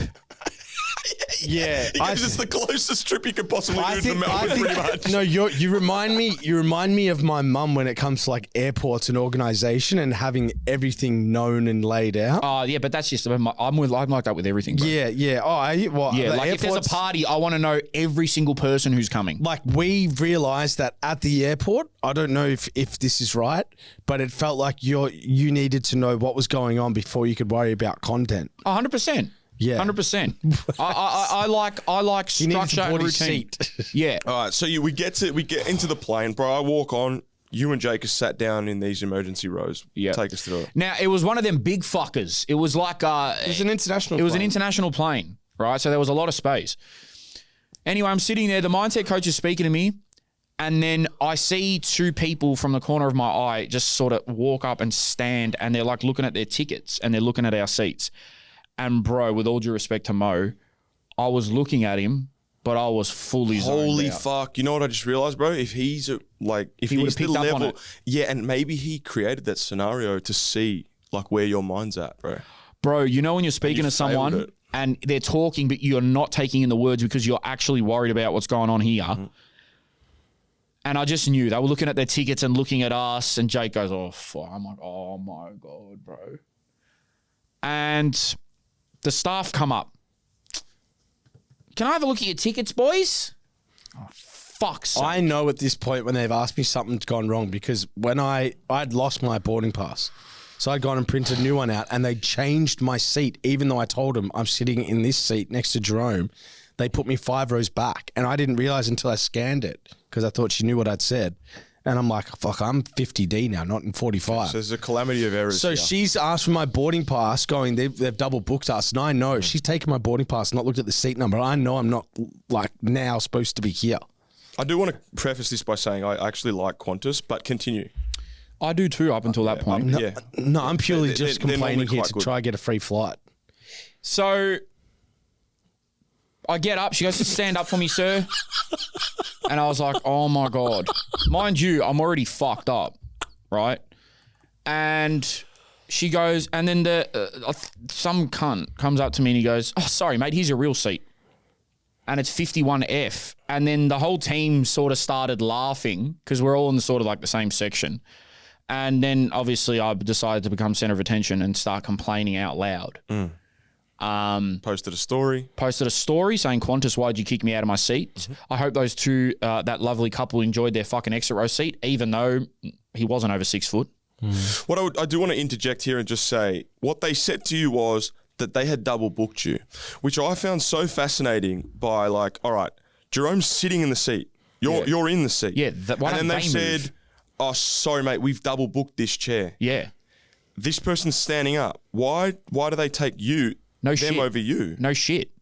But I was so tired and delusional that I'm like, okay, of course. Yeah. Like I said, I've got this life thing where nothing can ever go fully correct. There's always going to be something. Sir, please keep your voice down. You're hurting me! You're hurting me! Anyway, they detained me and they threw me, and I just so happened to be next to Rash and Gav. And this poor girl who, and I complained for the first 20 minutes of the flight. I'm going to be real. But then it was G'ing me up because the ladies in front of me who were a part of our trip were agreeing with me. Yeah, they said they're going to send emails. Yep. They're going to help us. And she's like, did you post it on your social? And I said, yeah, I did. Yep, I did. Yeah. Then I would have vomited or thrown up or screamed if it wasn't for Rash and Gav because they were telling me the craziest Role of stories. delusion. Yep. Bro, that and was we the were funniest pissing flight ourselves, ever, man. bro. Role of Holy delusion, shit, bro. bro. Yeah. We were pissing ourselves. Rash goes, I'm going to ask the hostess for a hot meal. Hey, and he puts on this fucking voice. I know every time he talks to service staff, he does this weird shit. And it's funny. Hello, sorry, is there hot food? It's not even funny. It's so immature. Yeah, it's She's just like, You asked them, did they have cheeseburgers? No, so what happened was they Yeah, said a burger. no, sir. they said no to hot food. Then they go, we've Domestic flight. Nah, to be fair, Qantas do. Why was there no food, though? But like you were Also, saying, what like, the do you have anything outside of the menu, like a burger? Yeah, but also, why was there no Hold on, food, bro? let me- Why are we eating crack? No, stop. 'Cause Let me explain why crackers. why'd we ask. This is why we asked for the burger. We got crackers, cheese and crackers. Fuck. he got. We were calling ourselves the crack aisle because we got 10 packets, and Gavin was just eating all the cheese from all the packets. No, Gavin was eating just the crackers. No, he was eating just There the was He was cheese. eating just the cheese, bro. He had a stack of cheese. Like We ate the crackers. Oh, right. yeah, we had the crack. Right. Anyway, we start complaining and being dickheads, and then we both decided that hey, do you guys have burgers? And then Rash goes, you say it. And I go, nah, bro, you do it, I'll film. So he did it, and with a straight face, the girl came up and goes, do you guys have any burgers? And she's like, oh, what? She goes, no burgers. And he's like, oh, okay. And then they left. Then Gavin accidentally pressed the attendance button. They came back. They're like, do you need something? Yeah, served?" everyone kept hitting the gadgets, man. They were like, I won't say what Gavin said. Anyway. And then, yeah, that was shit where they have the fucking shit. Then they were telling me the wildest stories I may have ever heard. Yeah. And I was fucking like, it was better than whatever entertainment they had on the fucking screen. And then before you knew it, we landed. On the way out, one of the air hostesses, Oh yeah. beautiful Stops it girl. off, yeah. She hands me 2 Ferrero Rochers. She goes, sorry for the inconvenience earlier. This is probably the most we can do for you. Yeah. they hate you, bro. No, they'll be hearing from me. Don't you fucking worry. You'll be hearing from my lawyer. Yeah, they'll be hearing from my Yes, solicitors. they better, bro. I'm trying. And then, I dropped Rash home, got home, and that was the trip, man. Bruh. That was it. Oh, how long have we been going for, bro? Is that right? Shit. Oh shit. And yeah. Wait, how? By the way, We this gotta was do last A-League, night. bro. This was last night. So Hold on, does that include all the break we've had? Oh shit. Last night? No, I was just saying like we got in last night and then now we're here this morning. Like, Okay, To the Buddhas. quickly. Because I want to show you guys that something in the A-League. I wanna Yeah. pull up the VAR. So the A-League, let's get on to the A-League before we do amateur agents. The A-League kicked off. Shit. That's all right, I cut it off. There's only like just on the ball, man. There was only like 6 we're doing. Cool. The A-League kicked off. Barely anyone knew, but it happened. We tried our best. First game, Adelaide, fair fucks, man. Fair fucks. Well done, Adelaide. Well done, Adelaide. Yaya, my boy, played really well. They beat Sydney. Ethan Allegich, man. He's Ethan a Allegich. player, bro. And Sydney looked like they didn't know what day it was. Yeah. Sorry, 2-1. What am I Yeah, saying? Sydney took a while to get going, man. They started hitting their straps like 10 minutes to go. They started really slow, but Adelaide, it was end-to-end for a period of time.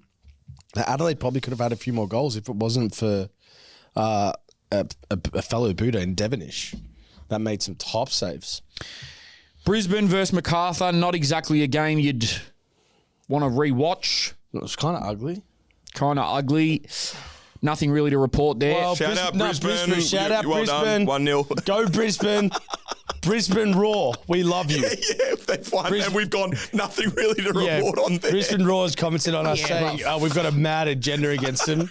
Man, honest to God, man, I had not even thought about you guys in any bad way or shape or form. It's crazy I that got a bit thinking about Brisbane. it's crazy that the only club we bigged up in preseason was Brisbane. yeah, literally. Like And every week. Like I just want to say quickly, Joseph Esposito and Brisbane. yeah, you know what? Yeah, I do still Yeah, have a problem exactly. that he's Brisbane not on the suck. field, but No. Shout out Brisbane, great win. MacArthur, they looked a little bit behind the 8 ball. Hopefully they'll get better. But On the 8 ball. Western United, holy shit. Yeah. Holy you deserve shit. that. Western Sydney and Melbourne City, 1-1. Stalemate. Barbarousis and Caputo. Yep. And then this game, which I thought was going to be the best of the round, turned out to be probably the most boring of the round. Yeah. Victory in Auckland. Denny John that looked was okay. come on, man. Stella. from those Vic's two gonna be a games, good player. man. Those 2 games were quite boring for me. Damn, my Western Perth Sydney glory, and man. What Melbourne happened City to you all and out there? Victory, You're Auckland. 2-0 up after 30 minutes. Perth? They dropped it. Perth, I still love Perth as a city, so Dude, that's a bad. I don't care what anyone says. Perth drawing that after being 2-0 up after 30 with a team that's flown fucking 15 hours. this is a game that we want to talk about, though. The F3 Derby. Yes. So, Nick, can I ask you a favour here? Can you go on YouTube and just type in Central Coast Newcastle VAR decision? So, boys, what happened over the weekend, which all the Buddhas will probably be tuning in aware of, there was a decision on field by the referee that sparked controversy because it looked like a last man decision. Before that, it's 60th or something. Okay. It might be isolated from the match highlights, bro, because they just show goals. But essentially, the VAR called the ref back to change the decision or have a look at it because they thought there might be more in it. Commenter left bemused. Yeah, here we go. This is it, guys. Check this out. Hell of a game, though. You can go, yo. Can I ask? Are we allowed to address the stuff that's happening behind the scenes? Well, one of the topics. No, no. Is it public knowledge? No, I don't. All right. Definitely not. Definitely. Maybe what next I week. will Guys, say- next week we'll discuss it. Okay, Lockie Rose. Commentate, Jake. No. That's the foul, right? Right. So he gives a free kick, and then by the book, he's technically the last man, but I think it's a right decision to give him a yellow here because he's away from goal. Maybe he's not the last man. Then while this is happening, VAR's gone, hey, Sean, this guy might be the last man here. Oh, wow, they didn't show it. Oh, yeah, they do. So, look, they've called him over because he's last man. They say, you might want to look at this. He's running towards goal. This could be a red card. Right. That's what they've called him over for. Can I just... You keep going, Jake. Go. He ends up going back after watching his own decision, watching the foul, not giving a free kick and taking away the yellow card. Can you imagine being Newcastle in this situation? You're 2-1 down. Can I... I'm confused what happened. I don't... So can you Whatever he just gave, Yeah. he was supposed to go look at the thing to give a red. Yeah. And then he So just he's- ungave everything he gave. Right. So not even a yellow. So he's not even given a free kick after Yes. looking at it for a red. Yes. Can we see it one more time? While we get that up, I'm going to say that I don't know if that is last man, bro. It It's definitely contentious. I think it is. Hold on, Jake. But you got to take into account who's coming in at the back post there. Yeah. he's I mean, probably- it's the last line, but maybe you're right. Yeah. By your version, yeah, I agree. I wonder- That's probably why it's a yellow. That's why. Jake, do you know, do they have more angles than what we see on TV? I did see a close up today of it. It's that he definitely collects his right leg with his left leg and pulls and tugs his shirt ever so slightly, but they're both not like big contact. So what do you think is his thinking in this scenario? I think Like, you know what though? You know what, bro? He actually keeps running for a second and then dives. yeah, because he tugs his jersey. Let's have a look. Play that. So It's he not- actually doesn't go down. He takes another step, bro. Yeah, so he gets maybe that's he what gets he his leg sees. kicked there and then 'Cause he stays. does get kicked. Yeah, but then it becomes he's a dive. 1-on-1. He's trying to stay up and then he gets his shirt pulled. So you reckon he goes down because of the I shirt think he pull? goes down easy, but within his right. What Jake's saying as well is 90% of the time, if they go to VAR, the decision gets overturned and it becomes Well, it a red. says checking for possible red because they're not look. They're like, yeah, we agree that's a free kick, but it's late and it's clearly a foul. It might be a red by the law. If you had to give a decision on the spot, yellow or red? I agree with his first decision, yellow. Yellow for me. I think he actually dives, bro. Okay. So then it's a yellow to him. Then that would be a yellow to him. What do you mean? So, Central Coast ball, Lockie Rose yellow. So you've gone one Yeah. above Sean Evans here. Like, I don't think it's a free kick. So you Based agree on that with angle you that I'm agree. seeing, I can't see another angle. I can't see the shirt pull. Okay, maybe there is. So I can't see the shirt pull. It's either look to answer your point, Rashid. I think you might agree with what you're saying. I think it is, but it's minuscule pull. Pause. Like, pause. put it this way, bro. Put it this way. Fucking If- one wank and he was fucking... Yeah, it Put was it one this way, wank. bro, because you've got to make a decision that essentially you've got to send a player off now I think for his when first it's decision was when he right. goes down easy. Yeah, but I think he's clearly like. But I don't think you have the first decision option. Once it goes to that, you have to either give a red or no foul. You can just remain the same, can't you? No, but I'm saying logically, But that's either a red or it's not a foul how? No, what? because he's last man. See, I don't know if he's last man. Oh, see, I think it's a foul, but it's not like. Or you don't think he's last man. Well, he's not on goal. He's outside the box on the right wing. Do you know why I won't say it's last man? That's what I think. Because of that incoming defender, and they're basically in line, and he is going a bit wide. Look, yeah, I know what you mean, but I think based on what you see, he actually is last man. technically by position, technically, yeah. yes, but that last defender is heading towards the ball. Look, He's going toward. He'll go to that ball. Hard to say, bro. Like him, I think he gets a clear shot on goal inside the box. I'm just trying to justify why maybe that wasn't a red. Let's go toward. Can we go to the first Newcastle goal just quickly, because it is probably a contender for goal of the season already. I think the problem is he takes a step after he gets kicked. Like he actually does get kicked, but he takes another step. But Qantas ads, bro, are they fucking, bro? They're fucking. They think I'm a dickhead now. So you think it's a yellow? You think it's a yellow? I think it's a free kick for sure. Yeah, yellow free kick. It's 100% a free kick. Yeah, bro. This Battalato, man. This is unreal, by the way. So I don't know why Redmayne doesn't catch that. Bang. What a goal. Wow. That's nearly as good as a new. Alex Battalato, What a goal, welcome, man. brother. It's nearly as good as a Spirit goal, Yeah. bro. That is a great touch and finish, bro. That is fantastic football. I just wonder, someone told me, wonder why Victor got rid of Battalato. If it's a league about trying to sell players, he's the one that you want to sell. Oh, God, this game was clumsy. a lot of contentious. Yeah, Was that our boy, Max Burgess. Mm. Good Great pen. penalty. Love that. Well done. So Newcastle now. We is, can go. Is it a good You can penalty? go. Nick, to You the, scored, to the it's a end. good pen. The penalty with the penalty in. Bro, that's one of the things that I find so funny. Hold when on, Nick. people say, Pause. Sorry, brother. This is a snippet.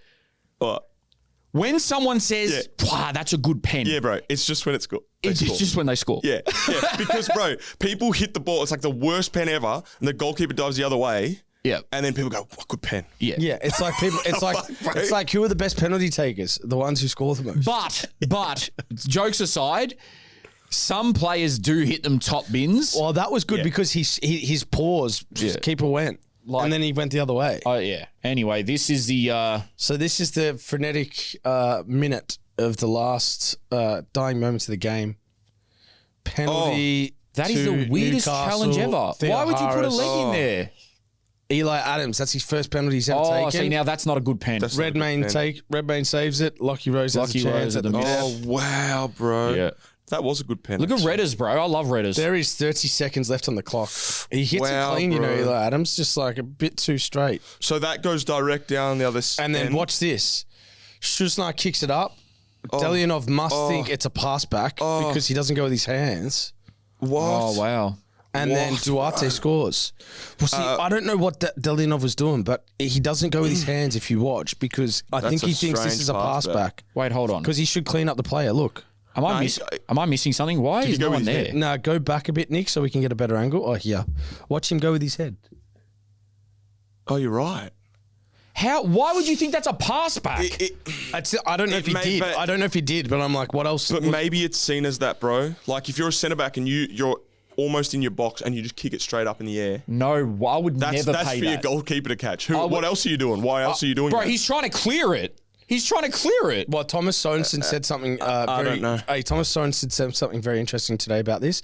He goes, even if you thought it was a pass back, like, would you not rather give it probably away? better. Yes. Yeah, Give you're away a right. free kick. Yeah, you're right. exactly. Yeah. Like he goes, what's the word? Like, you know. Exactly. you're right. Thomas Sorensen's so smart. Yeah. Bro, where is everyone? Yeah, that's for a big moment like that. It'd be Bro, nice to see an absolute chaos. Round There's- one derby, and there's no one there. Well, there are people Jake, there, but so what time did the red card situation happen? There was 2-1 in the score. It might have been 60s. Okay, so it didn't really have too much. Well, it could have. Yeah, I don't know it's not if like it's a changed re- the whole game. Yeah, yeah, it could have changed everything. go view more in season. But hell of a game for the Central Coast family.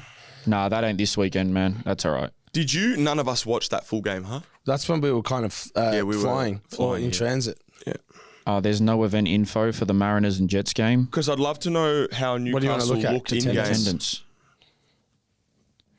based off Someone their. can let us know in the I'll comments. be real. I didn't watch any A-League this weekend because, I was watching other shit. I can't wait to see Newcastle in season. I'm gonna watch them quite a bit because I'm interested to see how they go, man. Well, no one that we picked to do well won. Yeah, it's just, and that's why everyone should trust what we say. Yes. Why wouldn't you do otherwise? Anything else in the A-League that you guys want to talk about, man? That was not the greatest opening round we've seen, but the F3 derby sort of. Well, I think we just got to highlight Brisbane getting a win at their home ground, and then Central Coast. Mark Jackson left their club 5-6 days ago. New coach. Thank you, Mark. No, sorry. A new coach came in, Warren Moon, 5-6 days ago. Newcastle won the Australia Cup full strength, got beaten by Central Coast. So great effort by Central Coast. Well done to the Mariners, man. I've got to give a shout out to the Mariners, but I do think that the Jets will finish above them this year. I think it's just round one. A lot of shit happened in that game.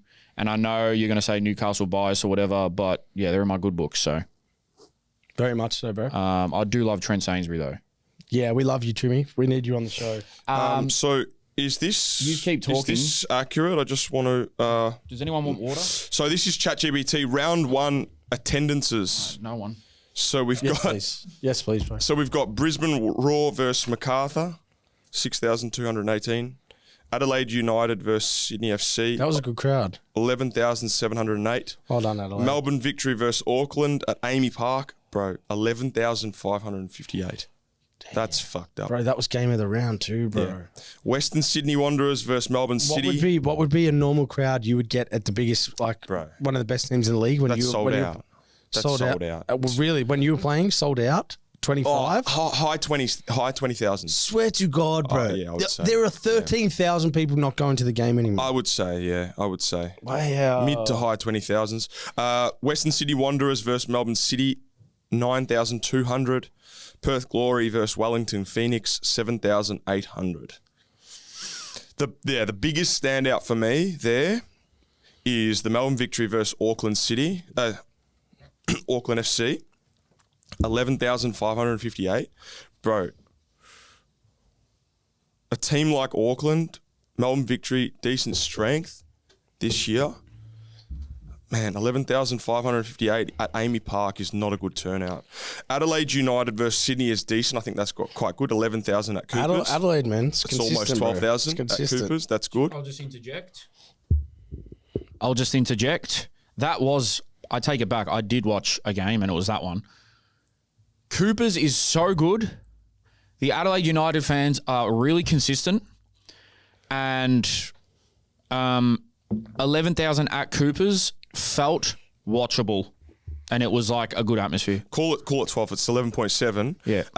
The other one that is strikingly scary, Brisbane Roar versus Macarthur at Suncorp, 6,200, bro. Yeah, but Suncorp is what, 50,000 or something? 52,000, bro. 52,000? 100%, yeah. Holy shit, bro. And then Western Sydney Wanderers versus Melbourne City at Combank, 9,200. That's not bad. not bad. Perth, why is Central Coast not here? All right, Booters. Now it is time for Amateur Agents. sponsored by. Melbourne City Institute of Sport and Business. Thank you very much. What's up, Booters? Just a quick pause in this episode to talk about our good friends, Melbourne City, who are pioneering an industry, a space around education that allows not only for you to learn, but to actually execute a transition to be working for the football club. We have an individual that has made the transition out of the program and now working for Melbourne City. Kirk on the phone. Kirk, how you going, mate? Yeah, I'm good, but how are you? Very, very good. Now, Kirk, what made you want to join the Melbourne City Institute of Sport and Business program? Well, I've always been interested in the sport and business industry. So when the opportunity of Melbourne City having this program up, I was really interested in it. And I just wanted to be involved more in the footballing space specifically. So that's what made me want to join in the first place. And what's it like studying in a program that's connected to Melbourne City and the City Football Group? Yeah, no, it's been really informative. You know, I obviously knew that Melbourne City had clubs with like New York and Manchester, but after like knowing that they've had other clubs involved, like Bolivia and Lamel, that it's really open to me that they're very connected worldwide. So yeah, it's really good to be a part of it. Have you been out on Amy Park yet to have a kick? No, not yet. Oh, man, you got to get out there. You got to get out there. Use your pool. Yeah, but no, but I did working day with like the Asian Champions League, and I don't want to give Melbourne City a 10 grand fine. So I'd rather. And how has the program helped you develop the skills that go beyond the classroom? Yeah, I mean, like skills, things that can transfer to other areas of your life. So, like with my recent NPL coaching role, it's definitely helped me, like, I guess, know how to communicate with my players, knowing how to become a better coach, and just, I guess, like networking as well. I think that's really important. And finally, what's been the highlight of your MCISB experience so far? A bit more serious on this one.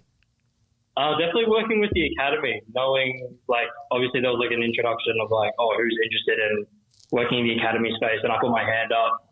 So I've like got to know like the academy players, like you guys know, like Ange or Beckham Baker, even like the coaching staff. Some last pieces of advice for someone thinking about joining the program, Kirk. I would say just obviously if you are a footballing minded person, 100% go for it.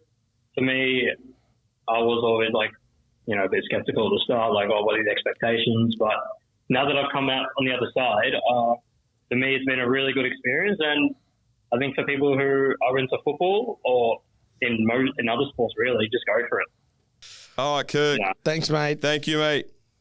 Easy, mate. Thank you, guys. See you, man. So that was a call with Kirk there from the program. Very well spoken lad, Kirk was. But any more information, you can join them for the information session to explore the course details. You can connect with fellow students and have all your questions answered. It's 4 to 5 p.m. at Amy Park prior to Melbourne City's first home match, which is against Perth. Bring a mate, a parent or a sibling along, and then stick around to catch the game with free tickets. So if you come for that, you're going to get free tickets. Thank you to Melbourne City once again. All right, let's get into the questions. This one is from Sec1. How you going, lads? Big fan of the pod. This one's for Drogba. If you had to pick 5 A-League players, current or all-time, to take on 5 WWE wrestlers, who would it be and why? Thanks, What a lads. question, bro. In what? Okay. In a WWE match. 5-on-5 Survivor Series War Games format, 5-on-5 A-League. Right, I might need some help here, boys, but I need... Justin Vidic. Okay, so he's my big enforcer. I think so. He almost started a brawl for no reason on the weekend. Okay, so I'm taking Justin Vidic then. Yeah. I need a good boy superstar, a babyface, who is going to really help. Oh, you're storylining this. You Yes. you don't want to just win. Good No, boy. we win with this team. We Good need like boy. face of the league, star. Oh. Dadalato? Nah, he's a bit of more of an up and comer. Okay. Face of the league. What we're talking like pretty boy. No, pretty boy, face of the league, good player. Nishan Blue play? Too quiet. Who's my John Cena, bro? Who's my face? But also they need to be able to fight. Oh, sorry. Before we get into that, I'm taking Aziz Bayic. Yeah, Aziz Beige, bro. So Aziz Bayic, For what? he's my small rapid high flyer, like blah blah blah blah. Yep. Okay. So Justin Vidic, Aziz Bayic. Then my face, my John Cena, my group leader. Who the fuck am I taking, bro? Is there any left in the league? Craig Goodwin? Yeah, you could. What do you mean the kid, like A-League's child is Archie? He said past or present, didn't he? Yeah, past or present. Like the A-League's child is Archie. Archie Thompson would be Okay, the most give me that. unbelievable WWE superstar. Scrap that whole shit then. Sorry to Justin and sorry to Aziz, but we're starting again. Archie Thompson is in my team to take on the 5 bad guys at War Games. He's my first one. The second one I'm taking is Brian Kaltak. Oh yeah, bro. I Okay. can't believe you didn't say him first. I'm actually. taking Brian Kaltak. He's an absolute. He's a freaking giant. The third one I'm taking, Actually, when we're watching him on TV, I just want to say this: he's got a bicep on his head. yeah, I know. He's a muscly man. Sorry. Bro. He struggled on the weekend, man. Doesn't matter. Did you see his highlights package? Yeah, bro. Go on. Yeah, he's a cunt. Who did the highlights package? He's a freak. Kid dealer. Shout out to Kid Dealer. Shout out the kid dealer. Archie Thompson, Brian Kaltak. How's this one for you? Orlando Engelar. That's like the big show. Yep. Now. He had a lot of injuries, didn't he? Bro, I do not care. If you have to come up against him, he's like my, big show of Kane. I need a small high flyer. I've got it. Enrique, Brisbane Raw. Thank you very much. I'll have him. Bro. He'll go off the top rope. He's bouncy as, bro. Yeah, he's bouncy as, pause. And he's a character as well. Stuff, frog splash type shit. And then I need like my crowd favorite, like my sort of, maybe I'm going to go with. You know who would be good in wrestling, bro? Ryan Grant. Woody? Yeah. Buster? Yeah. Stone Cold Steve Austin. He's a bit of a Stone Cold Steve Austin. Zadkovich. No. Fran Strucker. No. Look, I could say Musket, but that's boring. I'm not going to say Musket. Musket would be like Stone Cold Steve Austin. Okay, I've got it.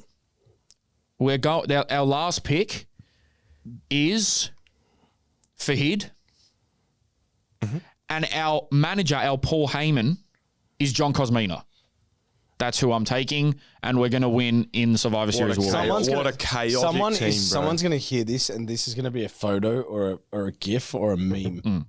Bro, I'm telling you right now. This one's from Luke. John Cosmina is like Vince McMahon or Paul Heyman is crazy. Yeah, but does it not fit? It's crazy accurate. It fits. He's pigeon-footed. My question for you lads today is for Jerome. Oh. How good is Qantas? Brilliant airline, aren't they, mate? Their seats are immaculate, especially the ones with extra leg room. That sounds like an Have Avondale. you already announced this to the world or Bro, something? that sounds like an Avondale player. Is that an Avondale player? Yeah, it's Luke. Who's Luke?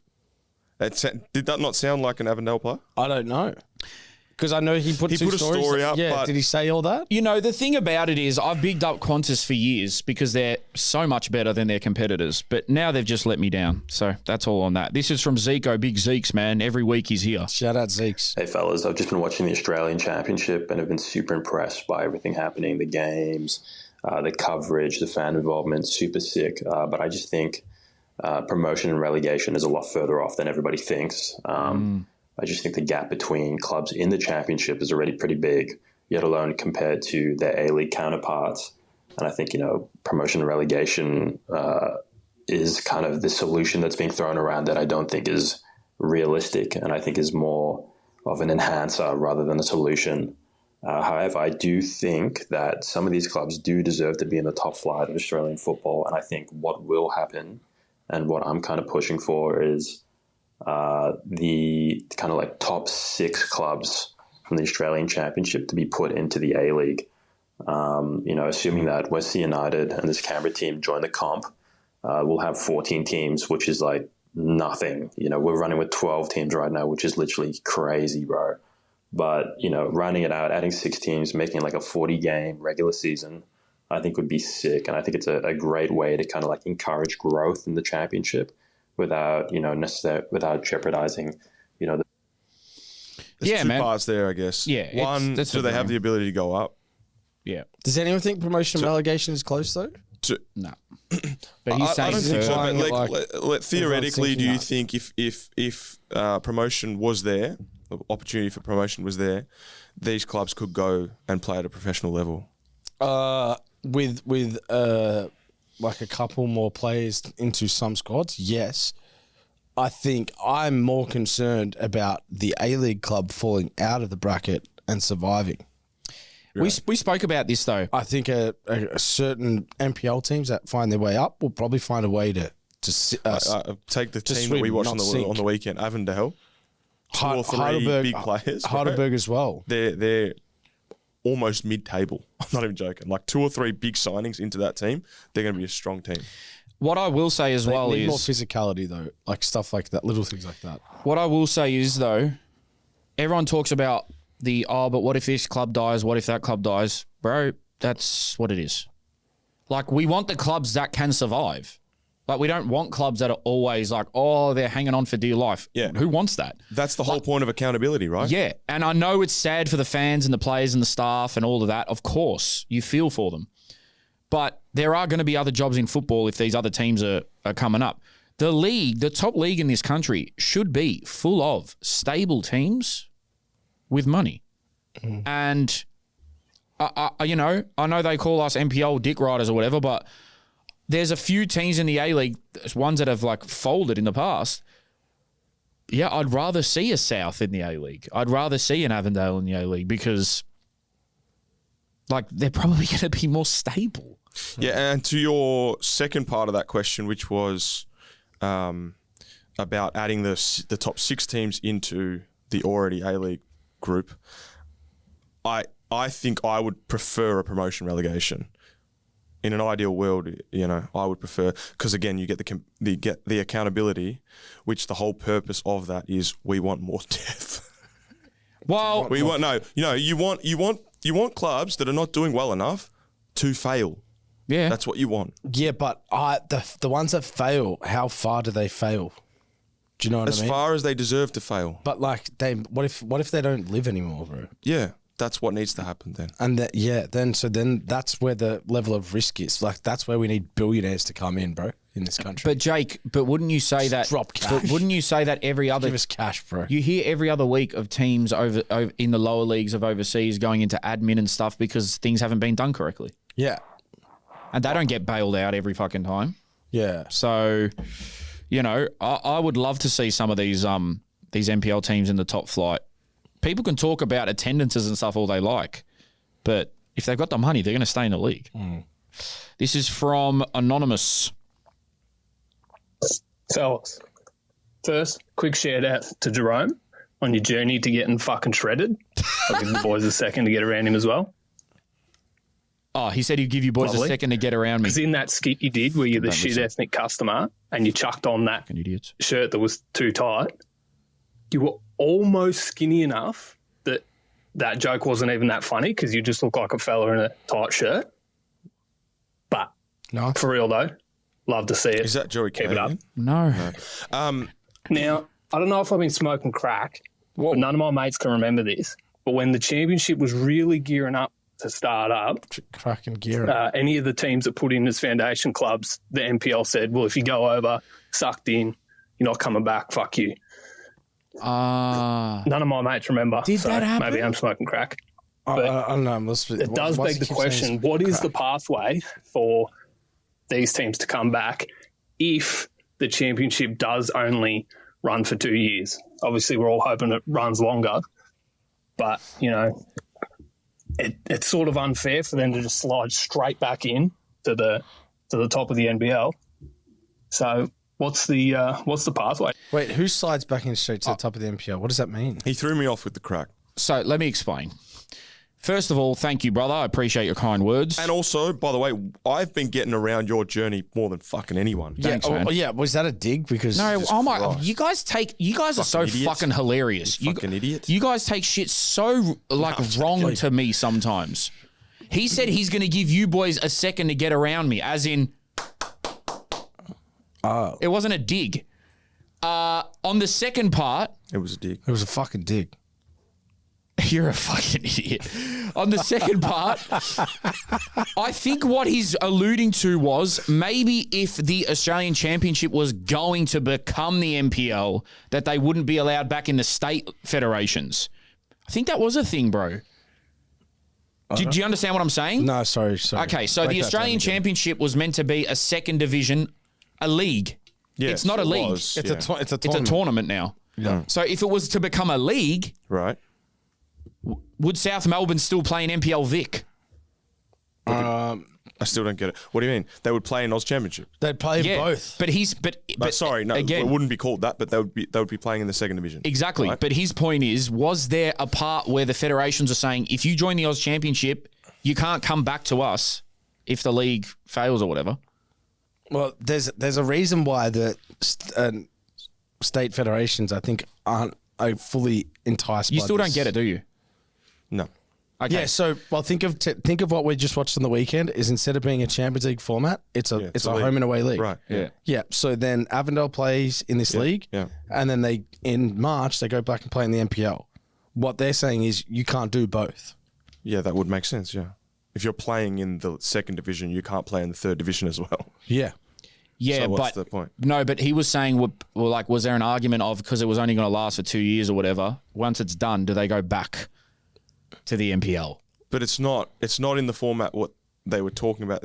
Yeah, what they thought it was going to be. Yeah, that's what I don't get. Is he That's why he keeps Well, saying, "Am I smoking crack?" Because this may or may not be true. Sounds like he's smoking crack. Yeah, and also someone said that I suggested that the championship would only last 2 years. I didn't suggest that. That was what was reported. I don't even know if that's true. I think everyone's been saying this since someone put a tweet out, which I don't know if that has been verified. Yeah, there was so one I just wanna massive make tweet that that went out clear that that everyone, I think, is basing that idea around. I think don't it know is if it's true, though. That is not my view. That was what was reported from. This is from OTC1. Boys, just want to say I love the pod. Smashing it. Keep it up. This one's actually just to Jerome, Bro, unfortunately. what the hell? Why are they all at me? Jerome, I'm on a kind of weight loss journey, and I heard you say in the last pod, I think, that you lost like 10 kilos in 6 weeks. And I know you probably should be charging for this, but I was like wondering if you could give advice or like stuff that you did to help you lose that much weight in 6 weeks. Appreciate it. And yeah, keep up the good work, boys. I think I know who You've that. got a weight loss movement going I think on, I know bro. who that is as well. I saw it in the. I saw one comment last week that was like giving you props of this as well. It's simple, bro. I'm going to keep it short and fantastic, sweet. Jerome. Good job. Thanks, buddy. I think I'm putting on weight as he's losing weight through his weight loss journey. Well, it's the cycle of life. Keep balance, you know. The only thing that works is calorie counting. Do not fall into any fads, no teas, no pills, none of that bullshit. The only way to scientifically lose weight, brother, is to calorie count. So all you have to do is go onto TDEE calculator. You put in your weight, your height, and how much you exercise. It'll tell you need this many calories per day to lose half a kilo a week. You need this many calories to maintain your weight. You need this many calories to put on half a kilo a week, so on and so forth. That is the easiest way. That is the best way. What I will say And is work you out. you said that the only way to lose weight is that. That's not true. It's the only way to in a healthy way lose weight. Oh, well, no shit, yeah. No, because you can not it's eat true, for bro. 4 because, days. Yeah, because there's these fads or whatever, like, don't eat any carbs, for example. Yeah, or no, don't do this, just go red meat. No. Yeah, okay, you will drop a lot of weight, probably pretty quick, but probably not in the healthiest way. And it's okay maybe if you do it for like a few months, but that's not a way to live long term. You're going to probably... I'm not a health expert. No, he's but right. That sounds like a dangerous road You're to an go down. idiot if you say, oh, bro, cut out sugar. Okay, so then you're just going to have cravings. You're going to get mad. And you're actually going to just hate every meal you have if you cut out sugar because everything has fucking sugar in it. So if it's in your calories, eat it. If it's not, tough titties. Ishan. Lads, if you had to build an A-League team around 3 players for the next 10 years, who would it be? 1 midfielder, 1 defender, 1 attacker. Attacker, if they stay in the league. Yeah, this is assuming that it's not real. Yeah. So it's fantasy. Attacker, if they stay in the league, I'll go with Nish. Midfielder, I'll go with... I'm on the spot here. Who do you reckon, Jake? I'm gonna go I'll go 3 positions. I'm gonna play Ocon Jr. at the back. I think he is class, man. Wow. The back or in the middle? Well, he played in the middle, but I saw him drop to a centre back. Okay. Oh, I think he's like a mould of his dad, by the way, which is similar. I'm going to go with... I haven't given him much views of the last year, but just off his weekend game, Ethan Allegich. And then up front, I'll go different to Jerome. I'll go Eli Adams. You got anyone, Rash? Oh, I've got mine. What am I saying? Who did you like from Newcastle, Rashid? Which youngster? They had that Dobson guy as the 10. Yeah, but building a team around... Yeah, I'd probably go Velupile. Midfielder... Man, it's hard, bro. Defender Brian Keltak. Midfielder. Fuck. I'm trying to think of anyone that Like I could say Valadon, but yeah, he's great. Yeah. He's great, but I don't want to go too victory. yeah. And Jake Brimmer's still young, isn't he? I need like a refresher here, bro. Oh, you guys are Mate, slow, that's man. hard. Who was your midfielder? Ethan Alagic. Just man of the match on the weekend. Fuck. Do we not like anyone? All right, let's move on, bro. I'll just go with Valadon because All right. man, you know what? I actually looked into his stats, bro. His stats are fucking really good, bro. Yeah, he doesn't lose gone. much, does he? Holy shit. Lose much, but also the amount of balls he wins. Yeah. Second balls he wins as well. Yeah. This is from Jess. Hey legends, Jess here from sunny Brisbane. Keep up the awesome work as Yeah, the always. Brizzy. Loving the content for the Oz Championship. I do have a question for you guys. What are your thoughts on the Oz Championship scheduling sort of going into the A-League? Do you think it's working, or do you think there is like a decent balance between the two? Should there be more cross-promotion from the APL, from the A-Leagues, from obviously the member feds to promote both and vice versa? And do you think maybe in the long run there could be possibly double headers? I know like the ideal end game of the Oz Championship is to create a second division, but if that's not able to get off the ground as quickly, maybe that could be a possibility. Yeah, keen for your thoughts and keep up the good work, and vamos! It is a jam-packed weekend, isn't it? Bro, it's full on. We couldn't even watch the A-League for like half the weekend because we were championship orientated. Thank you, Jess. Appreciate the kind words. The reason that you won't see cost promotion is because the main issue with Australian football is fragmentation. And let's be real, there's people in either side that actually probably don't want to cross promote. And there's people that just want to push the Oz Championship, and then there's people that just want to push the A-League. And I highly... Also, you wouldn't expect that they would... Like, yeah, you want football to grow, but like... For example, the APL or the A-League is not where it needs to be in and of itself, let alone them promoting another league. Yeah, you yeah. know, so that's the issue. In a fairy tale world, yes, it would be amazing if there was double headers and, you know, it was all under one roof, really, and everyone was working together to try to just build the game no matter the level. But we know that they're separate entities. Yeah, since you got three divisions all run by different people. Yeah. Yeah. It's insane. But what I will say... It's fucking kind of stupid, actually. What I will say from a personal perspective of, especially this weekend, my feeling was it kind of puts you in a position that if you're going to consume Australian football through the day, you're going to run out of energy of watching football before EPL. I said that. Burnout. Football burnout. But before EPL comes. So you may then go, this may happen to some people. I'm not going to watch EPL. I'm going to watch all the Australian football. I'm going to be real, and they're going to kill me for this. It'll probably be the other way around. I know, but I'm hoping that there's some people out there that will choose Australian football. And there are. Man, ballitis is a hell of an illness. I've seen plenty of people being like, I'm full G'd because I get to watch 2 games in the Oz Championship and then 2 in the A-League. For me, watching 4 games in one day, I'm probably just going to pick the game that I want to watch. I'm not going to watch 4 games, bro. Yeah. I'm not doing that. And we've gone against that creed this weekend, haven't we? Fucking hell. I mean, I watched 2. What? Chelsea and Avondale. Yeah, but what I'm saying, so you neglected A-League. Yeah. Well, I watched like a half of the Adelaide game, but then, I fell asleep. I mean, that EPL game, though, was unique, so it's a bit different. This is from Big Mick. Yes, boys. What do you reckon? Do you think it was a good thing that we lost to America in that last friendly?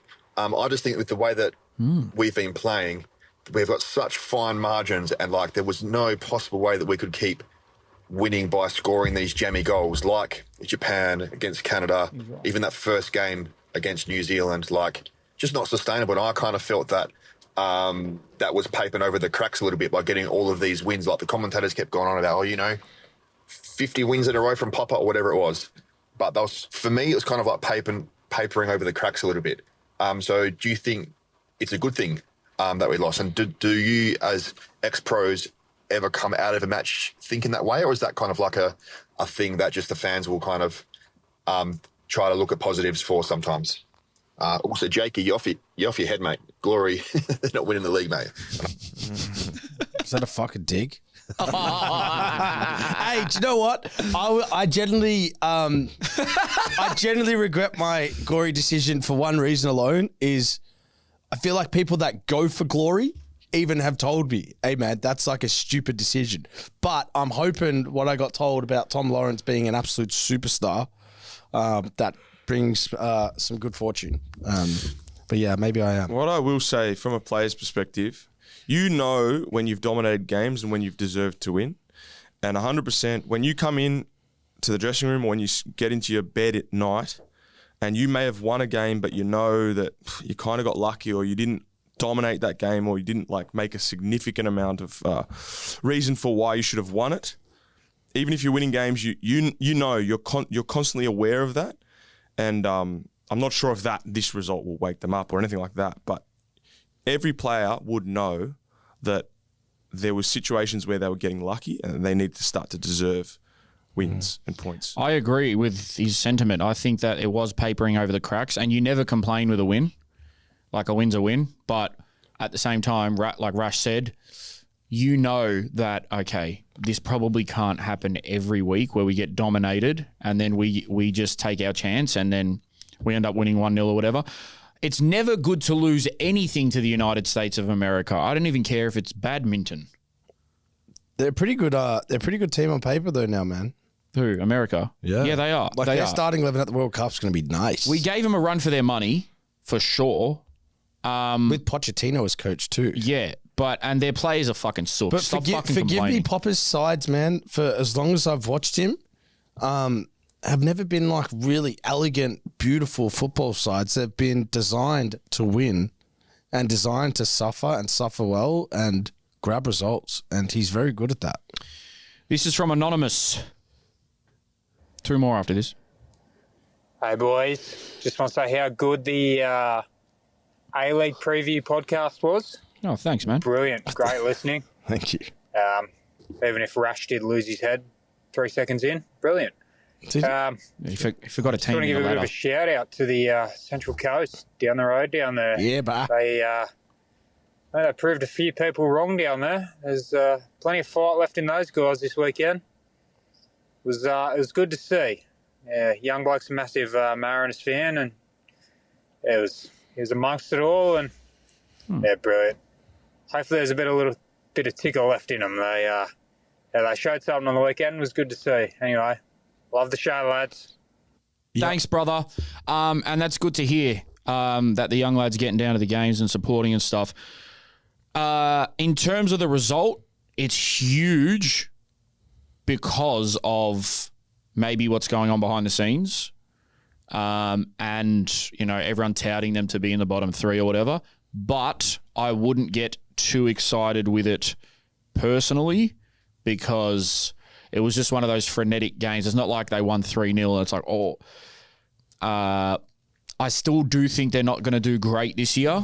But again, would love to be proven wrong because like we said, a strong Mariners and Jets is really good for the league because it's a good rivalry, man. It's a unique rivalry. Yep. I think it was a good moment of the weekend. Hopefully Central Coast bask in their glory. And now they know they can beat teams and good teams as well. This is Jarogba's big toenail coming in. One thing to say, Ethan Elliott is the best footballer in the world. He's going to get a massive move in the off-season if it isn't in January. And Adelaide are going to be fucked without him. But it doesn't matter because he's the best footballer in the world. Oh, there you go, Jake. Ethan Elliott. Oh, man, he got man of the match. It wasn't like you couldn't see. He played well. He's played 70 games in the A-League, bro. Again, another guy that you don't realise how many games they've played. I wish I should have done this. I should have planned better. But we should have reviewed the A-League players saying their own names. Because it's fucking hilarious. Oh, so you know Keegan Jelicic? Yeah. Jelicic. Yeah. What? Jelicic. Yeah, he's saying his own name wrong. But that, I can't tell someone how they want their last name pronounced. And also Keegan Jelicic, if you're listening, thank you for your support of the show, my friend. I saw you at Victory Train the other day. He goes, bro, they're the podcast guys. Oh, there you go. So maybe that was derogatory, but if it wasn't, thank you. And I just want you to know, Jerome is thinking you're saying your own name wrong. Shout out Yegan. Yegan? No, Rash's second name. Wrong. Shout out Yegan. All right. We've lost Rash. That's all right. Wacko for the last one. When he gets that headphone-shaped formula, he's gone. He's also the oldest person here. He's so swagged out, bro. Look at this guy. This question's more suited for Jake and Rash and me, but also I guess you can answer too, Jerome. Regarding captaincies in the squads, specifically my question around goalkeepers being captains. I've watched a lot of AFL during my time, and I've obviously just switched over to watching soccer more because I think it's the more pure sport. But the thing I've always been intrigued by is the goalkeeper captain. I guess it's always my assumption or thought that, you want your captain, who's the leader of the team, of the squad, playing more in midfield so then they can relay messages. Excuse me.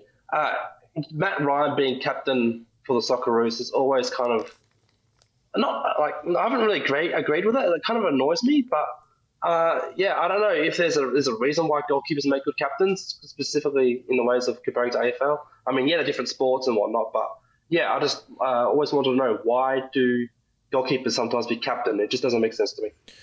Bro, that is a brilliant question. Thank you. And we can, for the last amateur agent segment here, we can go on to this topic because it's actually a really interesting one. Which position do you think suits a captain the best? And if they are not in that position, what do they need to have to justify them being the captain? Because from my point of view, I would low-key agree that I'd want my captain to either be a centre-back or a midfielder, specifically like a centre midfielder, rather than a striker or a goalkeeper. You guys know more, though. Jake. Can I just say to that voice memo, I actually kind of agree with you. However, my captain practically the whole time I was in Adelaide was Eugene Galekovic. Yes, true. And he never really spoke, to be honest, like in the change rooms and stuff. He never said much. He was a quiet guy, in fact, crazy quiet. But when he went out on the field, I don't think I ever really saw him make a mistake. And he would make constant, match-winning saves that would change the whole atmosphere of the ground. So he probably changed my perspective a little bit on how good it was. And it's not that he shouldn't have been captain. He definitely should have. But he's a unique case for me because I still think that goalkeepers being captain probably is not the key position. But I also think it's positionless if you're in the 10 players on the field. The thing is that from my perspective, the captain does way more than what happens on the field. Yeah. So the captain is organising cultural things, like going to restaurants, going to dinners, going to away trips, organising things to bring the group together and creating a culture. The captain is going into the coaching staff's room and the administrators and the CEO and stuff and fighting for the players. The captain is doing, bringing up, helping the young boys in the change rooms and giving them confidence to be included in the group. The captain is driving standards in training. So the captain is doing so much more. It's like setting the standards across the board and fighting for the players. So that what happens on the field, to be honest, I kind of agree with what you're saying. They're kind of at a distance, for example, from the striker. So I would prefer, in an ideal world, that my number 6 is the captain. I'm biased, obviously, I'm a number 6, but that person is able to vocally talk to every single player on the park, pretty much get a message out to them. So I would say a 6, but in saying that, again, it's mainly the person who has the confidence, has the credibility, has the pedigree to be the main person at the club, to stand up for the players and to drive the standards. So it doesn't really matter what position they are, ultimately. I think there are different types of captains. So, for instance, there's going to be your classic, which is just like the guy that does everything by the book, the best motivator, the loudest on the pitch. And then you've got captains that just get chose purely off status. So when I believe Ibrahimovic was captain for Sweden, I don't even think they look at anyone else. Because like, he may not be he's definitely not the best motivator and not the best speaker. But do they just give it to him because it's like, that's Ibrahimovic? He's obviously our captain. I think a better example of that right now is Haaland for Norway. Yeah, okay. Is he that guy? I don't know. Yeah, but He's you know what it is, goal-scorer. bro? Because the status comes with the ability to, for example, fight for the players in decisions. When the coaches do things that players don't agree with, going to the coaches' change or to their rooms and going, no, the players are not doing that. You know, we need some help with this. We need this. We need this. That's what status gives you. I feel like when a striker is captain, it's usually in a national team where they're by far the best player or they play at the highest level, or same with the club where it's like our captain is so levels ahead of us or has played levels ahead of us where he's like, okay, we're obviously going to give him the armband. But other than that, you usually see it on centre-backs or centre midfielders. Another point someone was making here was that defenders generally speak more because they see the whole pitch and they're always organising. Yep. They're always organising what's in front of them. You could say the same for the goalkeepers, but they're a bit more further away. Even midfielders, they're speaking, tuck in here, come here, blah, blah, blah. Strikers aren't doing that as much as the players behind them because really their tunnel vision is like, once I get the ball, bro, I'm going forward. It's also the typical types of person, like the stereotypes of the personalities in those positions. Like the centre-backs are normally not freaking flight risks, bro. Yeah. The number 10 is a bit of a loose unit sometimes. Yep. The winger's a bit of a loose unit. Striker, a bit of a loose. Number 6 is probably more disciplined, more of a what do you call it? A consummate professional. Yes.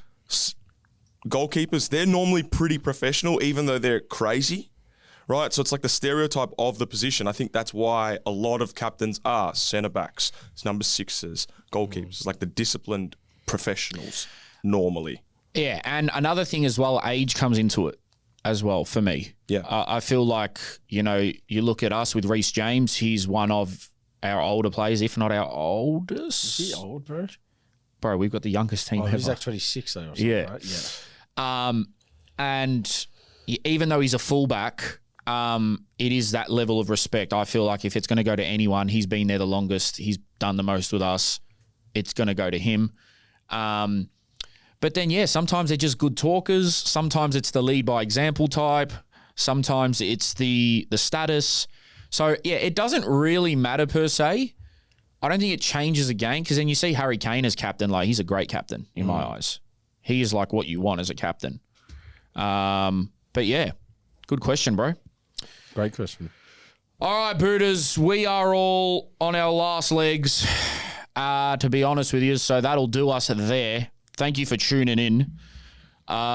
We'll be in Sydney next week again, me and Jake. So come down and say what up. We're going to the Marconi versus Wollongong game. Yes, sir. Patronis will hug you. Other fans will just shake your hands. And keep an eye out for our socials this week for Rashid Mahazi's hoodie there. The Suited and Booted first piece of merch is going to be coming to you over the next period of time, and we'll have updates for you. Suited and Booted. We out.